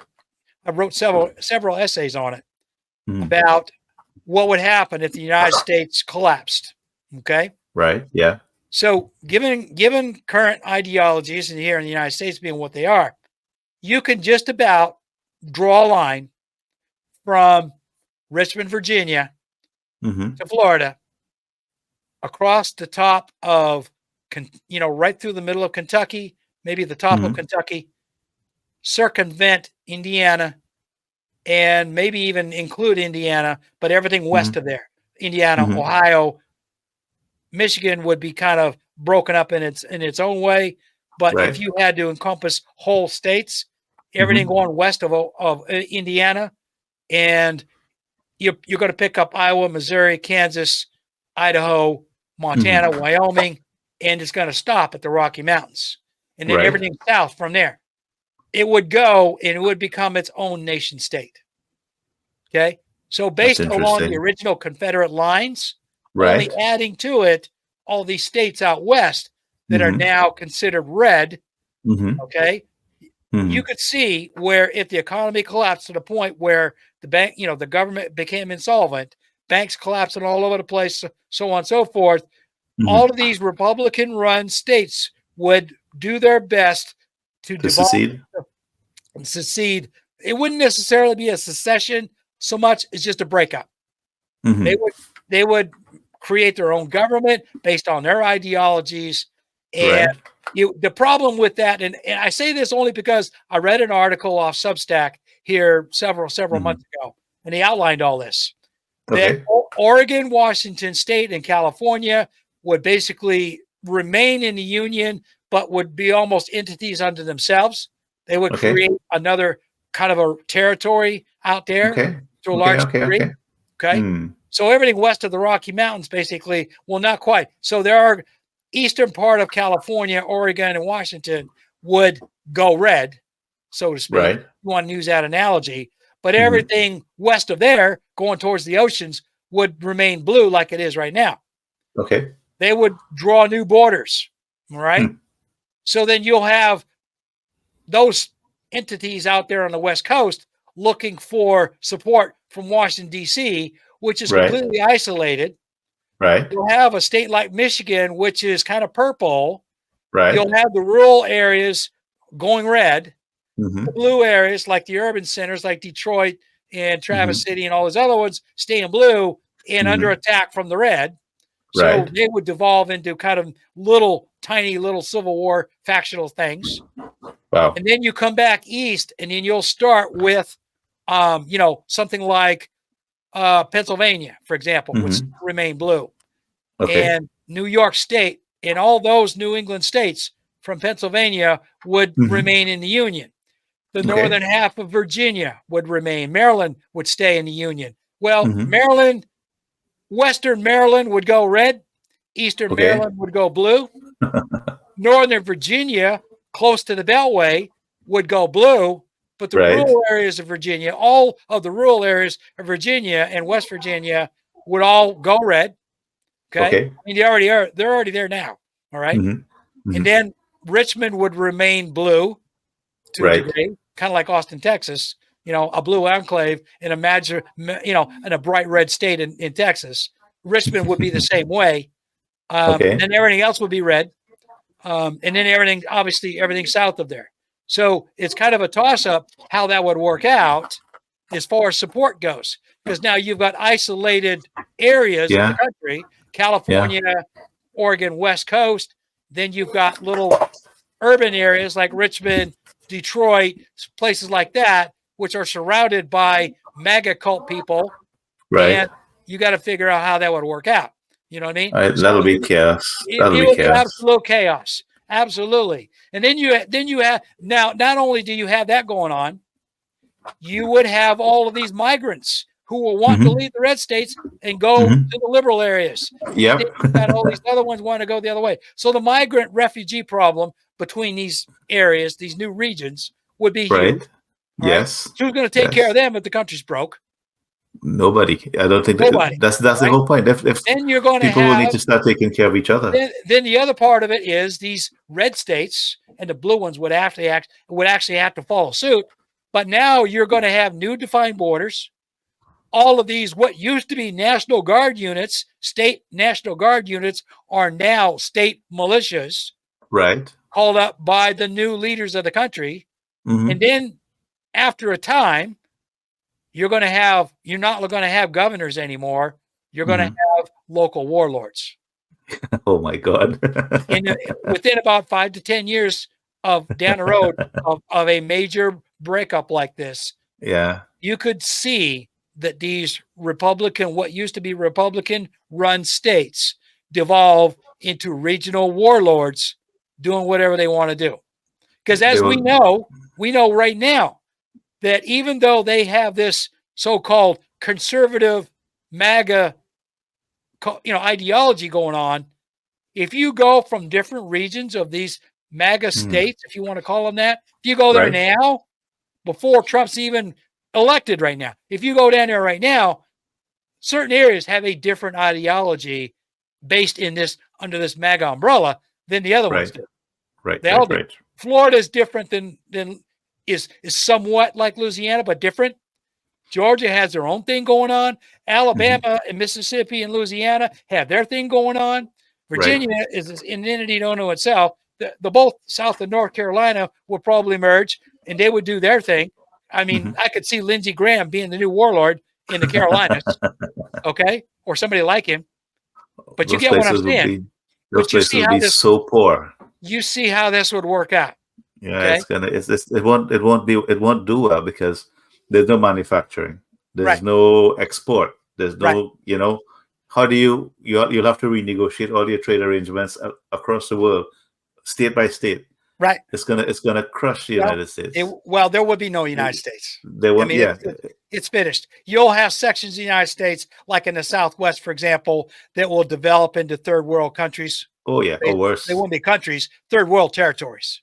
Yeah. Okay. You'll have places like Idaho that are so isolated in the region up there, Montana, Idaho, Wyoming, that would basically be so isolated because the logistics of getting stuff into them and no more federal money coming in that, they would basically, dissolve into barbarism.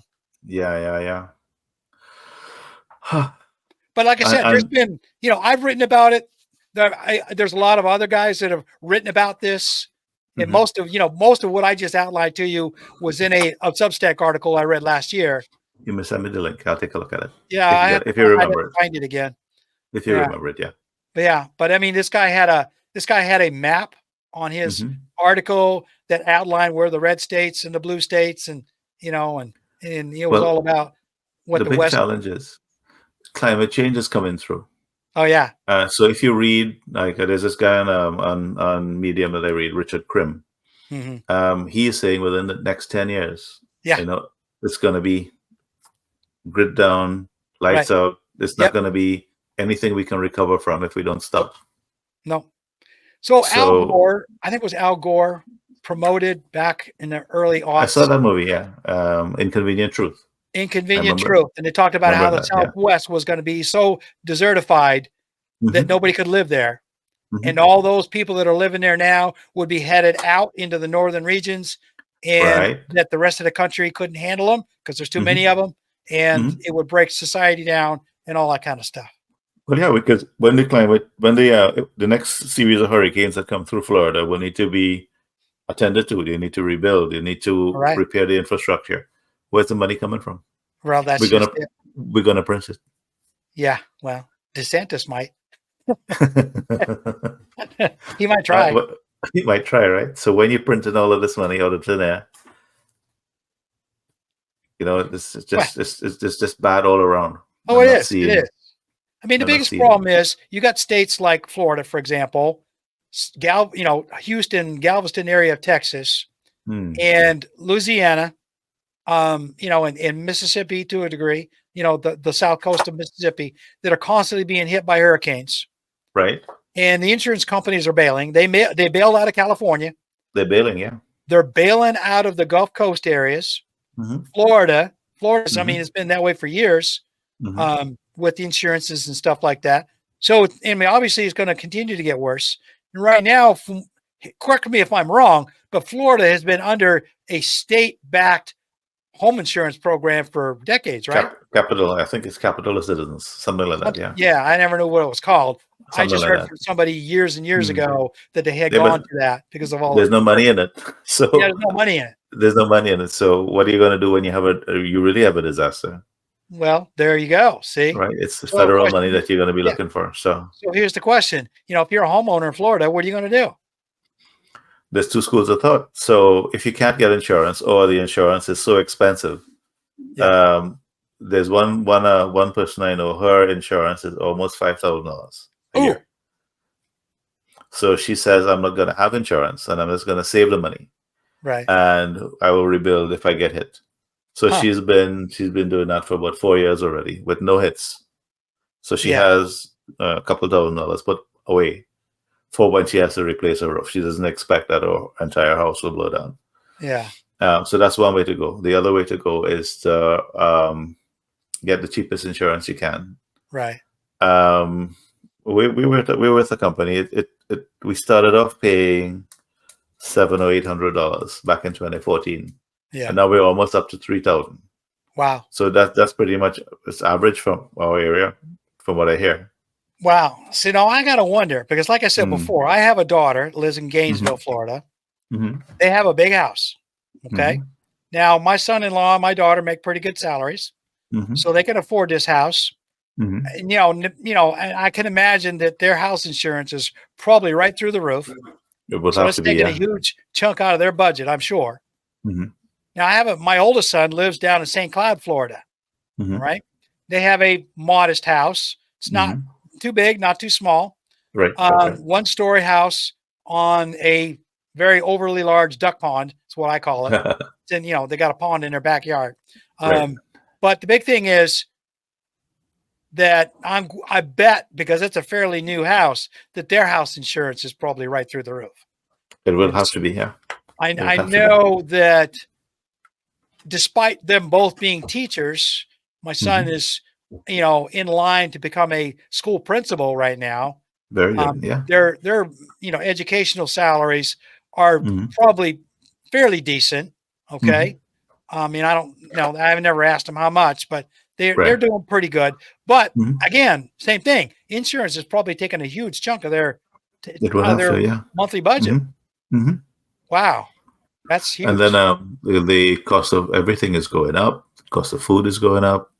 Car insurances are going up as well. Wow. So I don't know what you pay. What do you pay for car insurance per year? Let me see. With all that I got going on, I'm. Let me see. I have to do the math here. I'm probably paying about 20. Let's say about maybe just under 2,400. Yeah, that's about what I pay. Yeah. Okay, about under 2,400. About the same, yeah. That's one car. That's one car. No, that's great. That's 2 cars and an RV. Well, that's what I pay for one car. Oh yeah. Well, see, again, it goes back to where you live. Okay. It goes back to where you live. Correct. Where you live. When I lived in Texas, my insurance out there was a lot higher.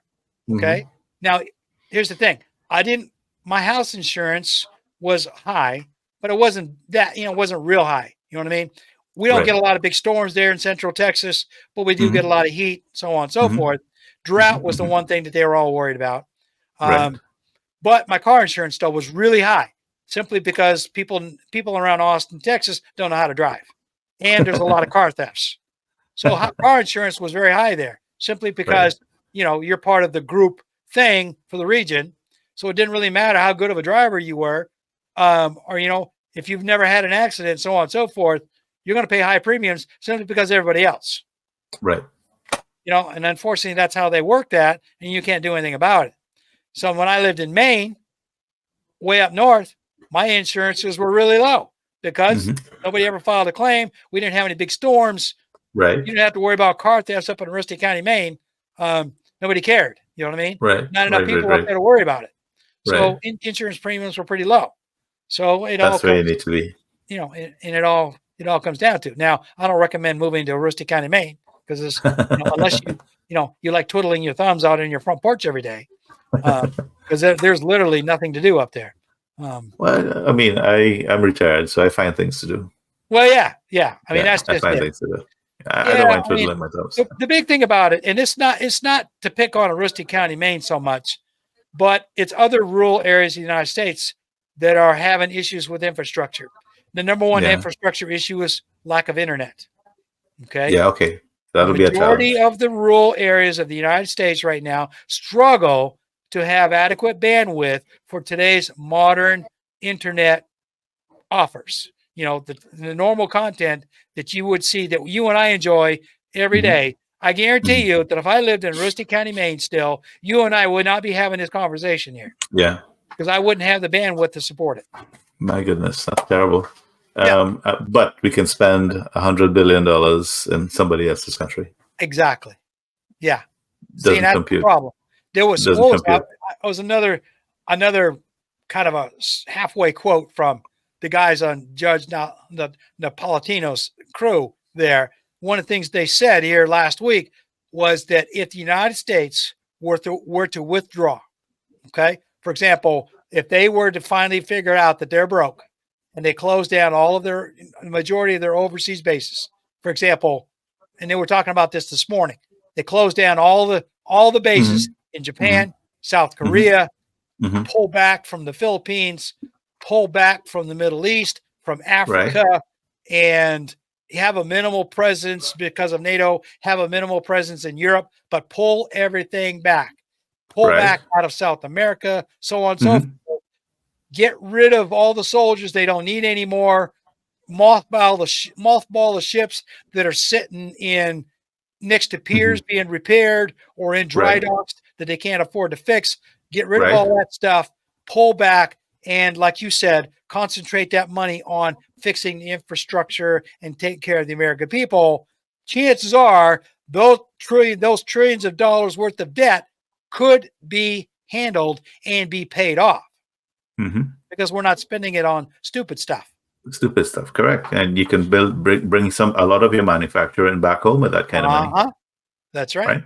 So, well, if the United States were to pull an FDR and put people to work with all this no longer spending money on the military, for example, and a lot of these foreign coup changes and all this other silly stuff that they're doing. If they stopped spending money all like that and just concentrated their funds on NGO projects like World Food and World Health and stuff like that, which is good PR, but brought all of that other stuff home, get rid of what you don't need, and then take that money that you're no longer spending and use it within the United States. And yes, it would entice factories to come back. It would entice. You give your subsidies where appropriate and all that. Exactly. I don't recommend doing what China's doing right now, but you could still subsidize a little bit to a degree. Well, you give people something to do, and the market is here. It's at home. Right. That's right. That's right. So I don't see why we couldn't do it, but the politicians need. We don't have anybody in charge that wants to do that. Okay. They're still under the mentality that the United States has to be a number one superpower, and somehow it doesn't benefit the American people to be a superpower like that. We're not getting any benefit out of that at all. Okay. The only one that benefits is the guys running around in suits and ties in Washington, D.C. And then you have the guys in the state legislatures who are hoping for some sloppy seconds to roll down to them from Washington, D.C. And they're the manufacturers, of course. Yeah. And it's, the majority of these factories went overseas for one, the benefits, the labor benefits, which, we never should have done. And secondly, we never should have done politics. The one president will do something, and then the other guy will come in and take over, and then he'll do something else. These guys are, taking their stuff overseas because they don't know which way the wind's blowing from one set of 4 years after another. And you can't trust what they say. Yeah, corporations are in it for the long haul. They want to be there forever. They can't afford to deal with this swing politics stuff. So it makes sense for them to stay outside. And it's, we have our headquarters in New York, but all of our factories, all our manufacturing, it's going to remain outside the United States because you guys can't figure out who's gonna pay what taxes, or one president's going to take our taxes, another one's going to give it back. We don't know. So we're down here. What a life! What a life! Well, the thing about it is, we have to take care of ourselves. Okay, I can't stress that enough. I'm coming. I'm right there with you. Okay, we have to learn to take care of ourselves. We have to figure out what's best for us and our families, because the government's certainly not going to do that. Okay? Oh, no, they're too interested in blowing stuff up.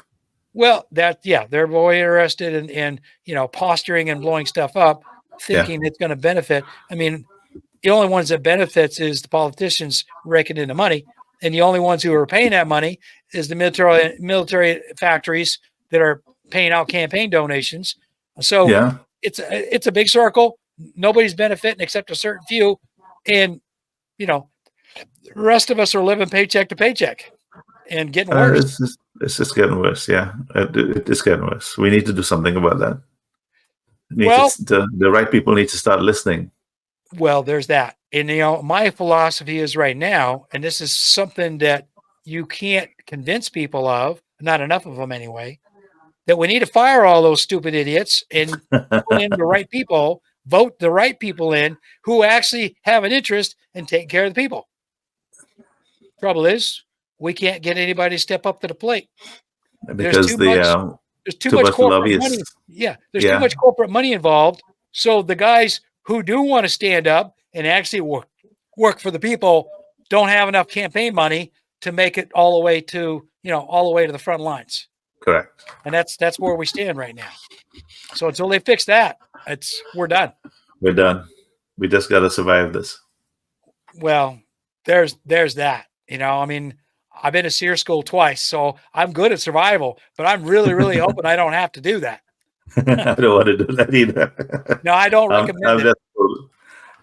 There's no way I can get my medication, Well, in a difficult situation, a difficult social situation. So, well, that's like I said at the beginning, I my don't want to do it. biggest fear right now from these idiots is that they're going to keep going until it all comes crashing down, and then I'm going to lose my Army pension, I'm going to lose my VA disability, I'm going to lose my Social Security, and at that point, I might as well go back to SEER school because I'm not going to have anything left. Yeah. Okay. I mean, if you put me in that kind of a situation, then I'm going to be packing up everything I can get my hands on. I'm going to have to button up the house and put it in, storage mode. And the wife and I are going to have to be living in the RV, moving from place to place, me trying to figure out how to feed ourselves. That sounds like a novel being about ready to be written. Well, my first book was similar to that in some degrees. And the second one is kind of when I get around to writing it, is going to be more along those lines. But I mean, there's been multiple authors out there writing about this stuff for a long time. But unfortunately, a lot of these so-called fictional dystopian futures are starting to actually become real life now. And that's the scary part. You think it's fiction? Is a guidebook? Well, there's some stuff that were written by science fiction authors back in the 60s, in the late 50s and 60s. Some of the stuff that they talked about in their books that was science fiction back then is now reality. So, I get that. My biggest thing is that's great as far as the technology thing is concerned. Right. My worst fear is these dystopian futures that these guys have been writing about for the last 20, 30 years. Yeah. Some of that stuff is starting to kind of become a reality. And that scares me more than anything. It's going to be scary. It's going to be scary. Right. I mean, I try not to be a fear monger, but at the same time, I'm looking at things and I'm telling myself, you know what? If I don't prepare, something bad's going to happen, and then I won't be able to. Yeah, get what you need. Take care of what I need to do now. I'd rather be upfront with it and have it ready to go, and not need it. Okay. Right. But at the same time, I know what it's like to have nothing, and I don't want to go there again. I do not. I mean, it's not pretty. It's not pretty. Yeah. I don't recommend that to anybody. I know what it's like to be somewhere with no food and minimal water for days at a time, and scrounging for stuff and just barely getting by. And the worst part is, I'm just one guy, and I can say that, one guy. But you multiply me by thousands of people who are all in the same boat, and they got guns and they got bullets. Well, guess what? You know what's going to happen. Yeah, I know what's going to happen. You get hungry enough. You get hungry enough. All the bullets in the world is going to be where it's at. Yeah, boy. Oh my. So not only do you have an economic collapse, which we can see that's coming in the news, but then you got to figure out on the ground, what are people going to do when all of a sudden they got no money? They can't buy food. The food banks don't have enough food to supply all the people. Then what? The government doesn't have any money to supply the food banks, so on and so forth. You multiply all of that. You got you got a whole bunch of hungry people running around with guns.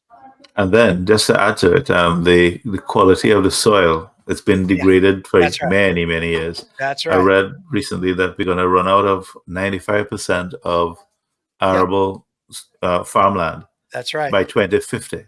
And then you got guys like Bill Gates who are buying up all that farmland. And you know what he's going to do when we have an economic collapse? He's going to turn around and say, hey, I got all this farmland. Guess what? Now you can pay me for it. I'll sell you all the groceries you want, but you're going to pay my price. You're going to pay his price. Correct. Uh-huh. It's a scary future. Right? Right. There's nothing to say about that except, oh my God. Yeah. Well, there you go. Oh my God. Yeah. Oh my God, yeah. You where you are, you might want to seriously think about your situation. What is best for you and your family down there? because you know what's coming. I know what's coming. We've been talking about moving north, just to get away from the climate change. Right. So we haven't quite figured out if we should go to places like Vermont or New York, Finger Lakes, that area. Well, I will tell you straight up, you're not going to be welcome in Vermont. Mm-hmm. Okay, it's a nice place, but it's good to visit, and don't live there. Don't live there. Don't. Yeah. One, they don't have the ability to take care of an influx of refugees. Okay. Well, we're not speaking about refugees. I'm saying we would move there. I'm not saying Vermont specifically, but we would move before anything happened. You know. Well, no, you don't understand, right? If you were to move to Vermont tomorrow, the people of Vermont will consider you a refugee. Are you serious? Because you're coming from Florida. Okay. I love it. Okay. And it's not about ability. It's about it's the mental attitude up there. Right. Okay. Interesting. New Hampshire's the same way. Okay. Right. Okay. Now, okay. Maine, on the other hand, has less than Vermont, New Hampshire. They have more land. Right. They have a whole lot less people. So the immigration issue in Maine has been a thing for several years. Portland, for example, has had a large influx of people from Ethiopia and Sudan. Right. And yes, there has been a lot of friction there, but they're doing okay. Okay. They've been to think about. The weather, they're growing their community, all that kind of good stuff. But like I said, the state of Maine in itself, they're more welcoming simply because, one, they know that there's a lot of open land up there.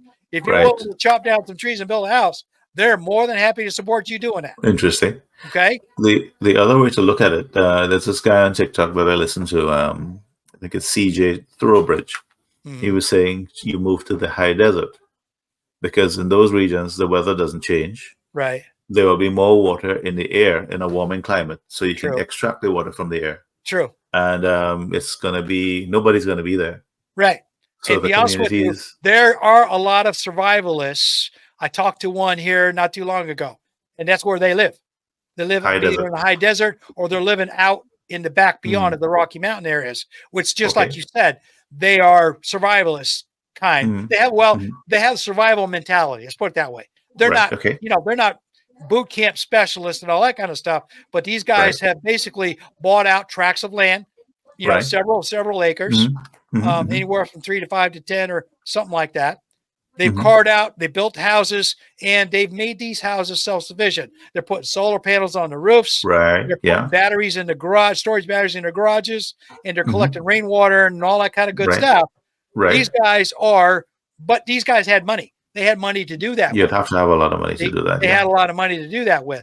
Now, granted, land's cheap, and you can build a decent house on this land once you buy it for relatively less money than any of these cookie cutter houses in the developments. Okay. Right. Build a house from scratch. You're worried about materials and contractors, but if you're living in an area where there's not a lot of people, what you pay a contractor out there is going to be a lot less than what I would pay here in Richmond, Virginia. Okay. So there's that going on, but there's not many people doing that. All right. Yeah. And it would be the same way for the high desert areas, so on and so forth. Of course, you want to stay away from the Southwest because I don't care if you're living in a high desert, you're still going to get hit by climate change. But there are areas farther north, like up to southern Colorado, and other areas where you could do that. Okay. Right. So there's that. You know what I mean? As far as the Northeast is concerned, again, you're dealing with tribal mentality up there, seriously tribal mentality. No offense, but your suntan, you would definitely stick out like a sore thumb, and they would definitely let you know about it. But as I said, Maine, on the other hand, is a lot more welcoming to folks with suntans. Okay, understood. Okay, copy. If you're thinking about New England, that's where you should think about it. Now, granted, you'd have to deal with housing because there's not a lot of it up there. Right. Now, but it goes back to the same thing. You can buy land and build your own house. Yeah.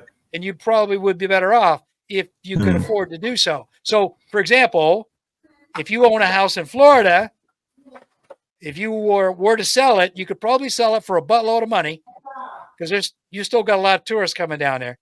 Yeah. Okay. But secondly, took that money and you could probably almost pay cash probably I could bet you could find a plot of land up in Maine. You could pay cash for it, right, outright, and then build your house on it and be ready to go. Take it from there. Take it from there. They do have every state that I know of, especially in the liberal states, what I call it, have a lot of state incentives for solar panels on the roofs. Right. So all that. So you'll get rebates from the state plus the federal taxes. So that's a good program. So it's something to think about if you're going to do that. I will say that Maine, it's on my mind. Maine has less sunshine up there in the year because you're above the 45th parallel than I have, or even, what you have in Florida. But still, there's enough up there if you had a storage battery to where you could make do. Okay. Well, the growing season is going to be short, though, so I don't know what kind of food you'll be able to access there. Well, you That's adapt. the only challenge. You adapt. I mean, you adapt. I mean, the thing is, I'll give you an example. When I was a kid growing up on the farm, we grew everything. Okay. We had carrots, peas, tomatoes, squashes, corn, potatoes, cauliflower, broccoli, you name it. We grew it all. All right. We didn't have that big of a problem because we would plant our stuff in May. Right. And we would harvest it most of it would be harvested by the end of August, early September. Some of it would actually last, and we'd take out the rest of it when the first frost hit starting in October. Right. Okay. So it does work because I grew up on a farm that we very self-sufficient. So you could do it if you wanted to have a kitchen garden big enough to where you could can and freeze vegetables and stuff like that. You could do it and you could survive. Because like I said, I grew up that way. So, farming technology hasn't changed that much in 50 years. The only challenge is it's backbreaking work. You're going to have to be doing it 24/7. Yeah, and I don't know that I want to live in a world where I have to see about every one of my needs like that. That's going to be a rough existence. It would be. You'd be surviving, basically. You wouldn't be thriving. Yes. You would be in survival mode, without a doubt. Okay? But here's the thing. That's if everything, if everything collapses. I'm hoping we never get that far. I hope not either. I hope we never get that far, truthfully. Big thing is like I said earlier, big thing I'm looking at right now is that Biden and company are going to keep this whole thing going until November. Yeah. Once all the votes come in and he's the winner, you'll see all of this stuff shut off. He's going to shut Israel off. He's going to shut off Ukraine. And that'll be the end of it. You wait and see. I'll wait and see. I'm not saying no at all. I did see that Netanyahu had an ad, or he came out and said that Biden is not sending his weapons for him. Yeah, that's So, I'm guessing that he's supporting Trump. Yes. Right. So because I think Trump is more affectionate towards Netanyahu. Yes. So you know why? Because Trump sees money in it for himself.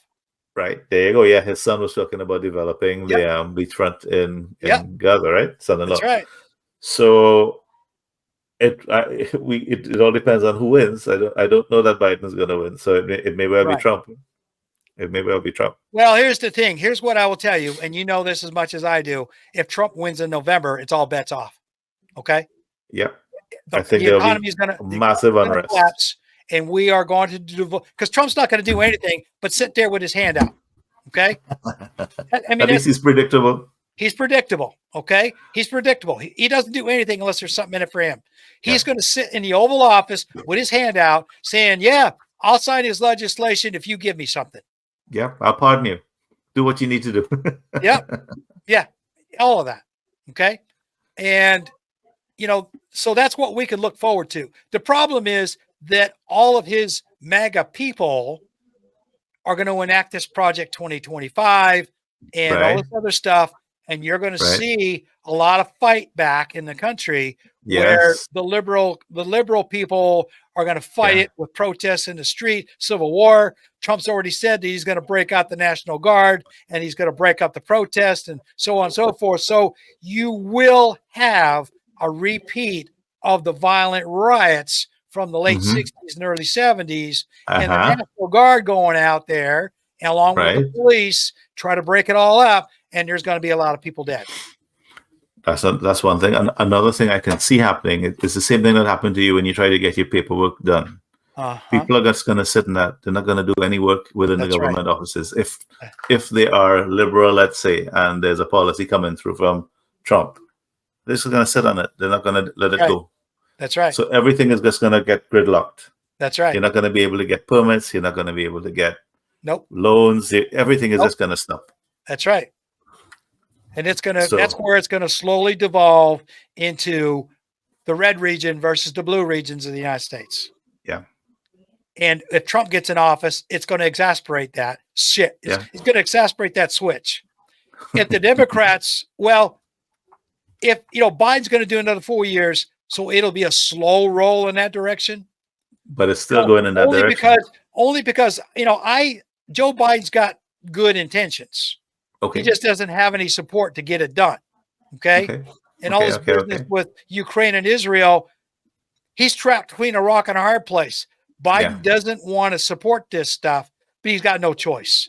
Okay. He needs a Congress there.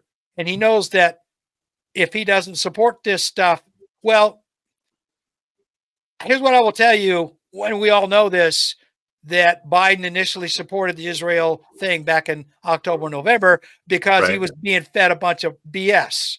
Okay. It all got debunked. But the problem is he made a statement to the world back then. And unfortunately, he couldn't go back on it. Yeah. He couldn't go back on it. Support. And so that's where he's at right now. Okay. He had no choice. Once he came out publicly, said, I'm a Zionist, I support Israel, and he started sending stuff over. Well, guess what? All of his donors, if you will, the Democratic donors, not so much to him personally, but all of the donors jumped on the bandwagon and said, hey, okay, let's start selling weapons. Let's go. And the gravy train started, and he can't get out of it now.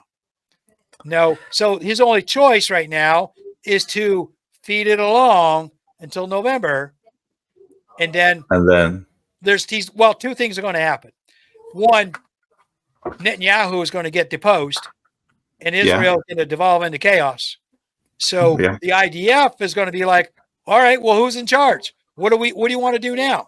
Okay. Right. So the generals are already telling Netanyahu, hey, you know what? We're going down a deep hole here, and we need to figure out a game plan.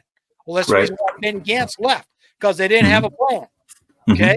But then all the right wing or the ultra right wing guys over in Israel are all jumping on saying, oh, we're going to be part of your new war cabinet and we're going to wipe out everything.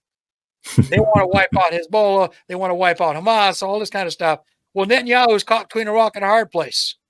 He wants to stay in office. And if the only way he can stay in office is to have, Smokovich and all them other guys in his coalition, because Gantz, his company left, he's going to run. He's going to run with it. Okay. But what's going to happen though? Well, he's basically up against an existential problem, because Hezbollah will wipe out Israel.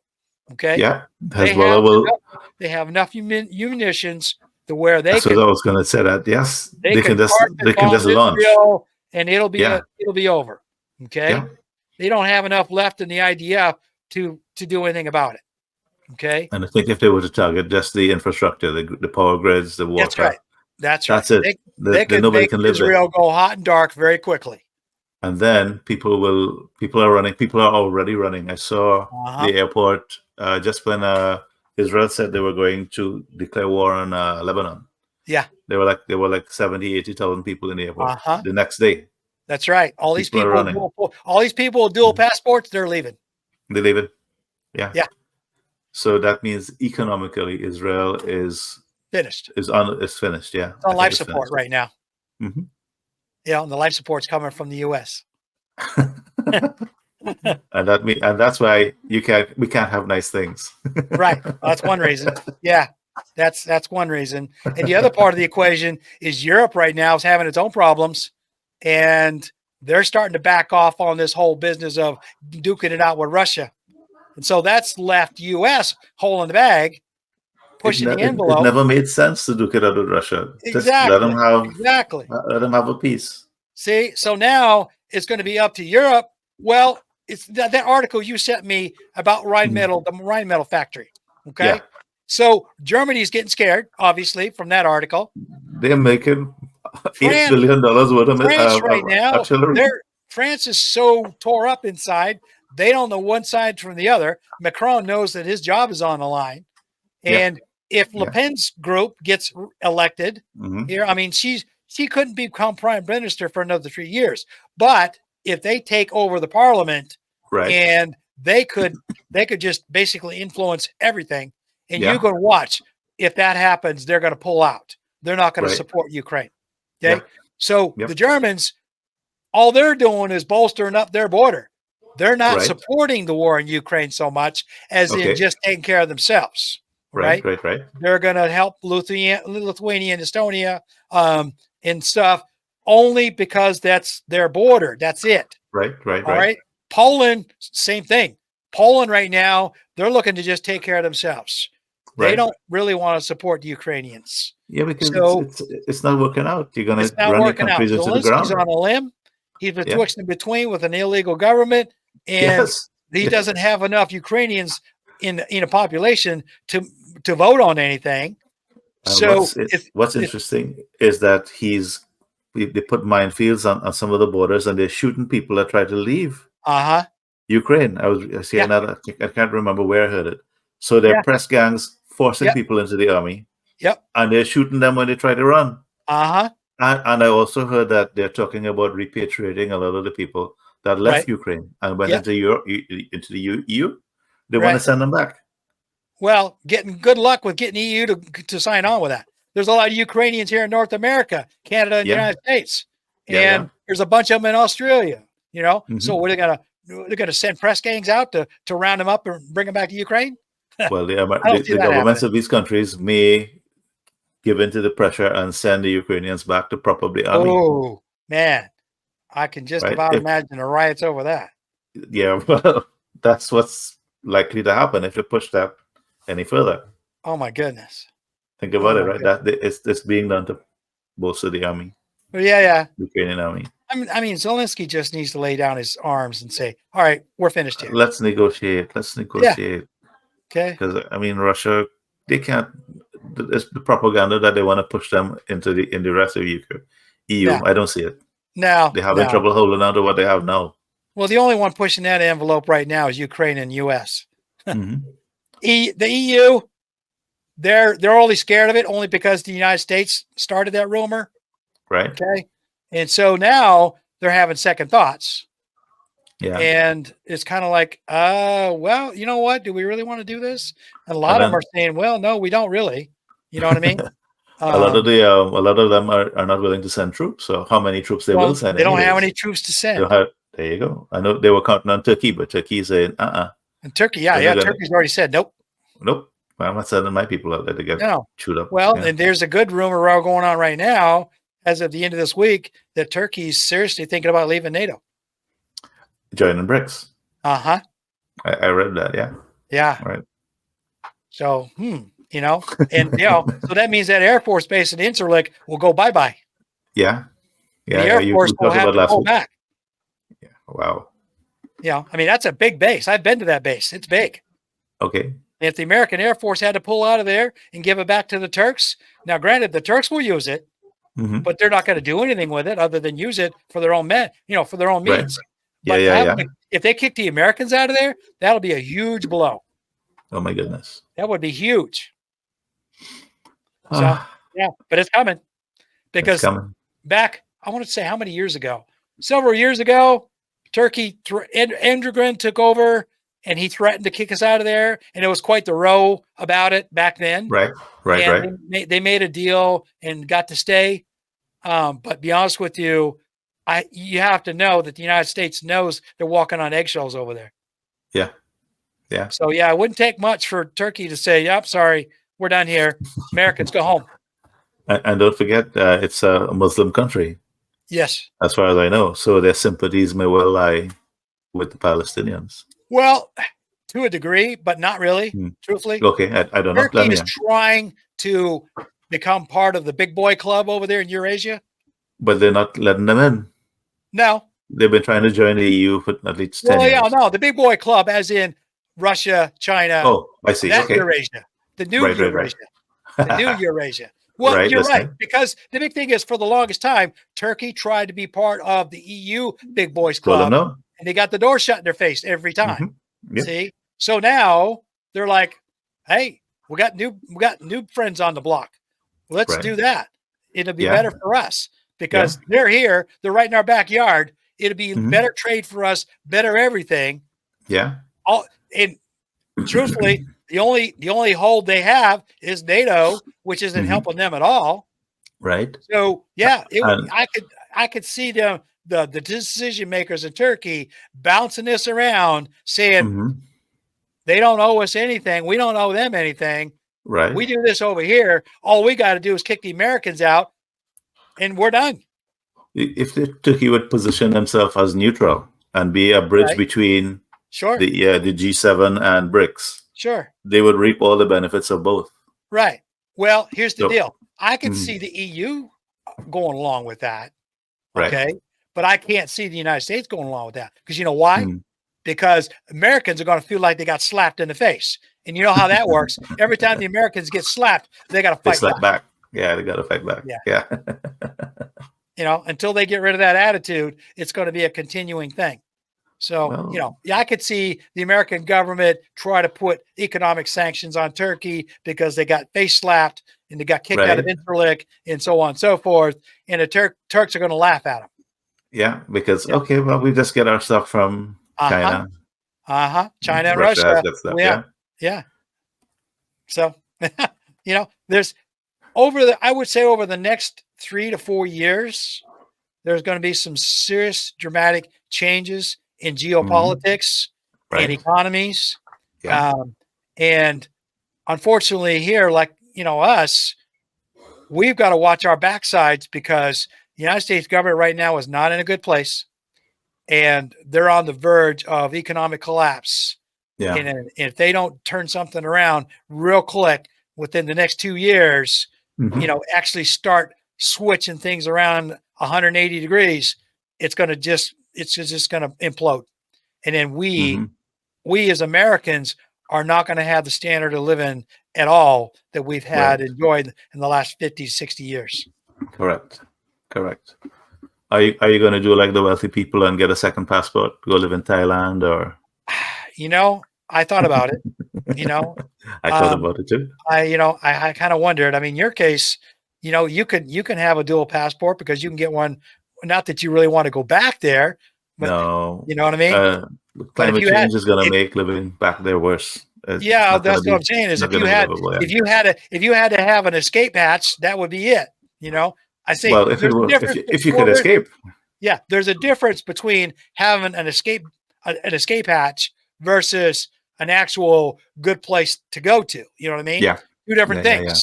You know, in my case, I don't have an escape hatch because I can't, you know, Canada would shut their border in a heartbeat.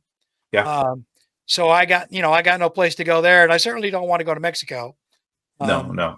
So it's like, okay, Ireland has got its own problems and they are not capable of handling an influx of American refugees. They don't have the capacity. So that's out. So, I mean, where would I go? I mean, that's, you know, I guess if you had another residence or in another state, something like that. Well, yeah, that's a whole nother thing too.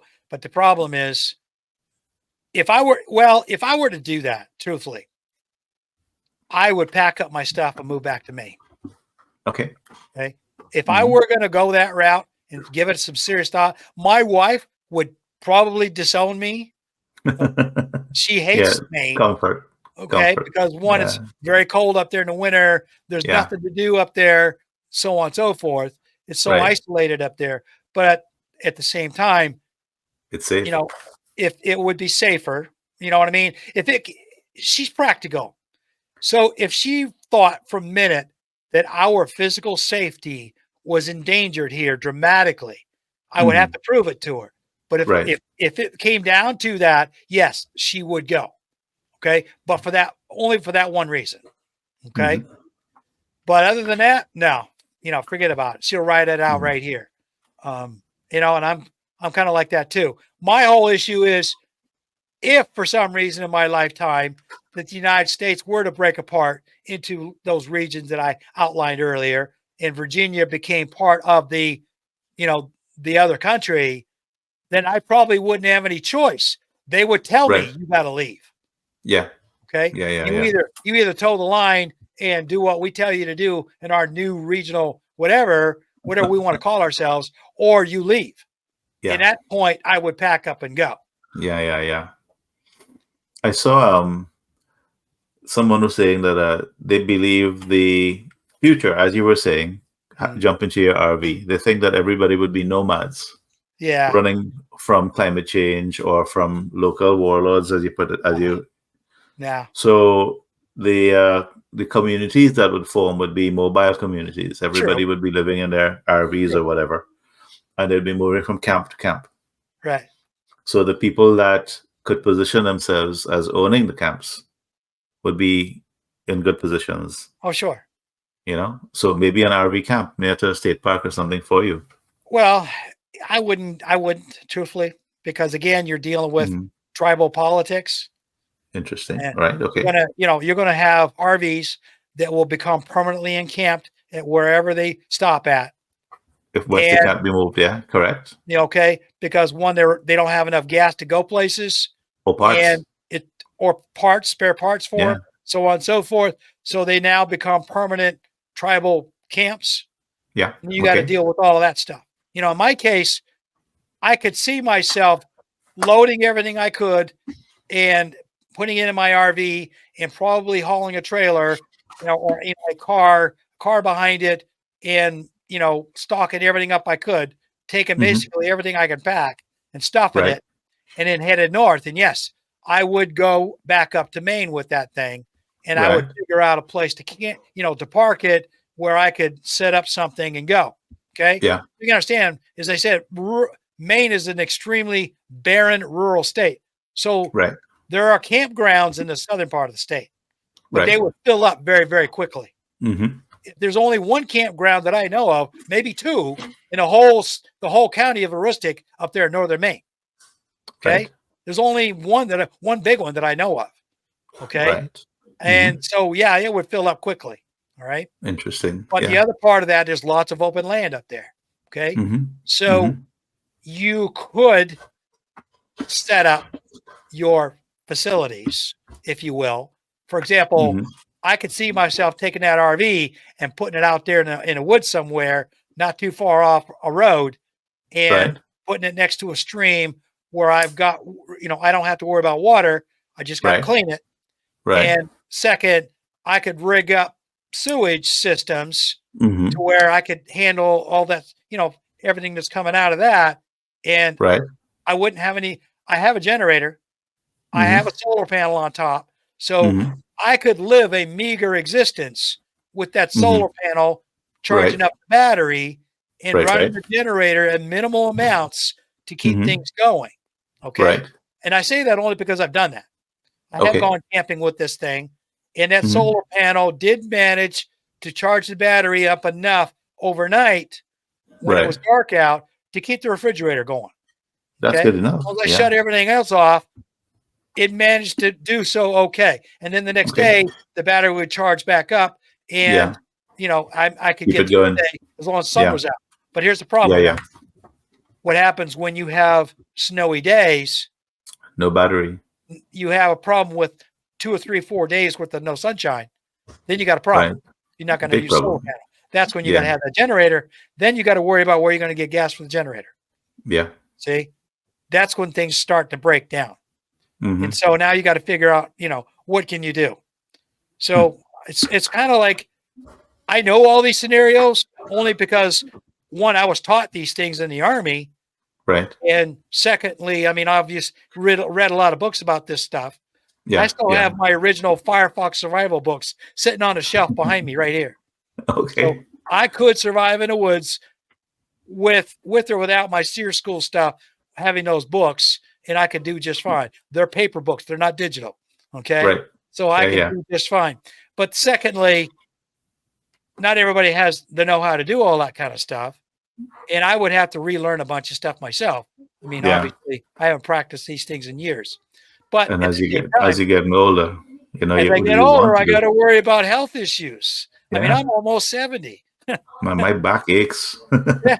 Well, that's just it. I mean, I've got my own health issues to think about. So that's another thing you got to worry about is if everything collapses here in the United States, what's going to happen to the healthcare system? Well, that's going to be a real challenge. A real challenge, because I don't know that I used to work in healthcare. So back in the day, we would import things from, let's say, brand name manufacturers. Right. So you wanted ibuprofen, let's say, you'd get it from the manufacturer. You would buy Motrin. You wouldn't buy the generic stuff. When we moved to the US, we noticed that everything we were getting was not branded because it was coming through an insurance provider. Right. And the stuff that we were getting was stuff that I would not have used in the past, because I'm aware of the quality control, the what we would call bioavailability and bioequivalence. The products that we are getting may not necessarily provide the medical benefit that you're looking for. It may not be equivalent. Right. And a lot of the places that we're importing stuff from, I would say India, China, those places, the quality control is atrocious. It's really, really bad. Right. I have never used those kinds of drugs until I came to the US. So I thought I was leaving one place and progressing, only to find myself in a capitalist society where the cost, not the quality, is the concern. They would give you the cheapest thing that they can, just to keep you going. And they don't care about what happens to you at the end of it. You have to survive based on what they give you, because that's all you're going to get. You're not going to get anything unless you pay the full price. Yeah. And you're not going to be able to pay the full price. No. So we're not going to be able to get branded stuff in an emergency. That's gone. Right. Even the raw material. Do we manufacture a lot of the drugs in the US? I don't think so, because we get the feedstock from other places. Right? So a lot of the things that you take for granted, you're not going to be getting. That's right. So that's another reason why these old survival books that I got that go back, 30 years have homeopathic medicine. Yeah, that's what you can grow. Yeah. So I can grow the medicines that I need. Yeah. I've got another book on the shelf here that I got like a couple of decades ago that's all about Chinese herbal medicines made from stuff that you can grow. Yeah. And so between those, it won't be a perfect thing, but I could probably get by as best I can with whatever I need. Just like you said, plant seeds out in the garden and harvest them and grind them up and dry them out and use them as need to. I mean, my wife takes a lot of Chinese herbal medicines. Right. She's a healthcare nut, as far as that goes. And I promote that for her. I'm saying, go for it, do whatever. Yeah. In that case, but that's how she was raised. But at the same time, I could see us doing that completely down the road if everything goes, into the basement. Where we could grow stuff. You need to start accumulating your seeds from now. Well, she does that already. We just don't grow any medicinal seeds. Right. But it wouldn't be that hard of a transition if I had to. Well, if you're thinking that we're going to get into a place where we can't access proper medication, right? Then it might be. If I end up having to bug out of here and move to Maine, then you betcha I'm going to be growing everything. And it's good that you know how to do it. I'm learning to garden, and it's not something that I'm going to grow a plant today. You need to know what you're working with, and you need your tools, and you need to know what your ground is like, and what can grow, and what your pests are. It really takes practice. It does. And to make it perfect. You're not going to just give you do an it tomorrow. example. My wife, I mean, I grew up on a farm, as I mentioned. My wife is an avid gardener. It's a hobby for her, but she's really good at it. So part of her thing a couple of years ago, she had me go to the store and buy one of these soil pH meters. Right. So now I test her soil for her. Right. Certain areas that got too much acid, she knows what she can grow there. Certain Right. areas got a little more alkaline, she knows what she Right. can put in there. She's very And she's good at conscious it. about what will grow where out here Right. in our Yeah. little bit of garden Mhm. plots that we have out Mhm. here. She's very big on Mhm. that stuff. And I'm like, so I could see handling that on a larger basis just for Yeah. survival. I Mhm. mean, I could see that happening. I mean, I hope it never comes to pass, but truthfully, I'm kind of boning up on my stuff these days just in Yeah. case. Just in case. I'm very worried. I mean, I'm kind of moving my money around a little bit the last few years. I've Mhm. seen some of this come, before. So I, consolidate some things. I have some money, a very, very small amount of money from some old Mhm. IRAs that I'm actually watching very carefully Right. and having conversations with my broker about it and saying what's the safe bet here, so on and so forth. Mhm. And Mhm. they didn't really give me straight up advice on what to do, but they pointed me in the right direction and they taught me how to use their research tools. So Right. now I'm taking this money and they're letting me know, hey, certain something is going to do this that's not good for you. So I'm actually getting in there and saying, all right, I'll take the money out of this and I'll move it over Oh, here okay. for Yeah. Yeah. something that looks better and see how Right. that works out. But it's a Mm. little more work for me because now I got to keep an eye on it. Yeah. But Yeah. I'm deploying the tools to do that. Yeah. It's like I Well, you told my know how to wife do the it. other night. I said I have no problem about doing this. I just want to make sure that whatever I'm doing, I'm not going to lose my money. Yeah. Yeah. Yeah. Yeah. That's the biggest issue right now. Because she was Yeah. asking me about this FDIC stuff here the other night. We're sitting Mhm. at the dinner table. I Mhm. explained to her, that it's all about who you bank with and how safe is it? Because Right. if you have your money squirreled away in a bank that has invested it in some really bad stuff, Mhm. when a bottom comes, you're not going to get your money back. Correct. Or you have to wait 2 years to get it back. You have to wait a long time for the government to give it to you. So Yeah. then Yeah. Yeah. what are you going to eat with in the meanwhile? Correct. See that, and that's the whole thing. So again, it's all about now, the last couple of years, I'm extremely aware of my surroundings, if you want to call it that. Right. Kind of a military term. Always be aware of what's going on around you because you never Yeah. know what the stuff is coming at you. Make strategic moves, Mhm. defensive strategic moves to keep things from happening to you, and then just Right. watch and wait. I mean, Yeah. that's how it is. Yeah. I consider Yeah. Yeah. myself my house here, kind of a military mental thing. My house is my foxhole. I'm building Right. up sandbags around it.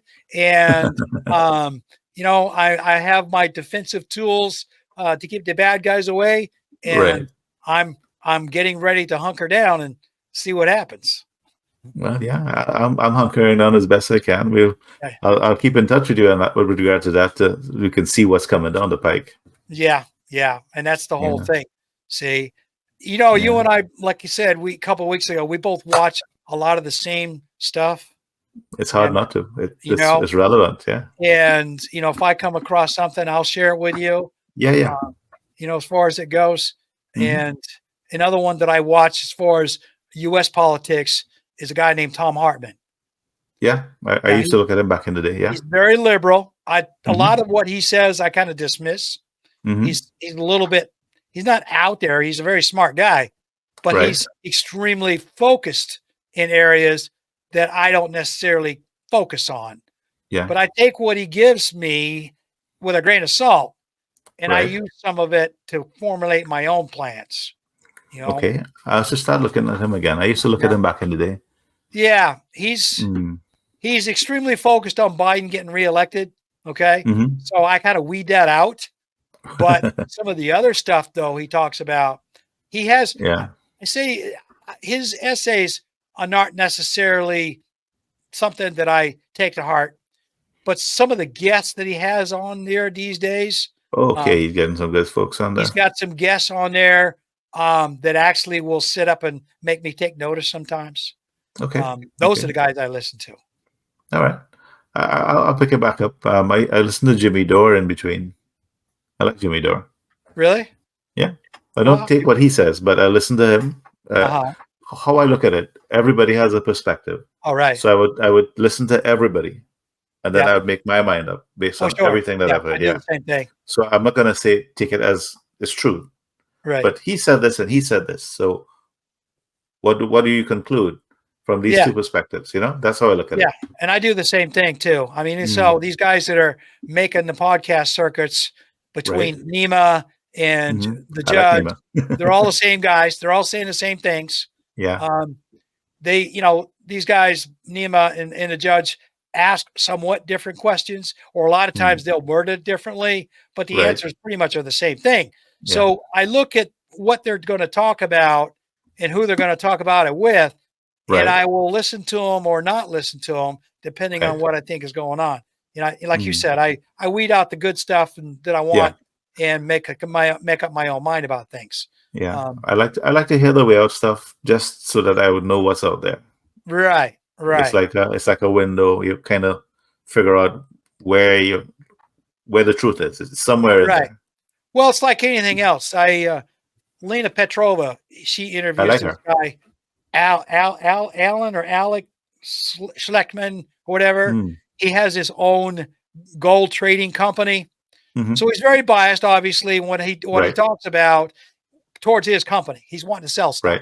Right. But at the same time, he has a lot of good insights on the economy and how the trading part of the economy is going and so on. So every once in a while, I'll listen to him, weed out all the stuff about his gold company.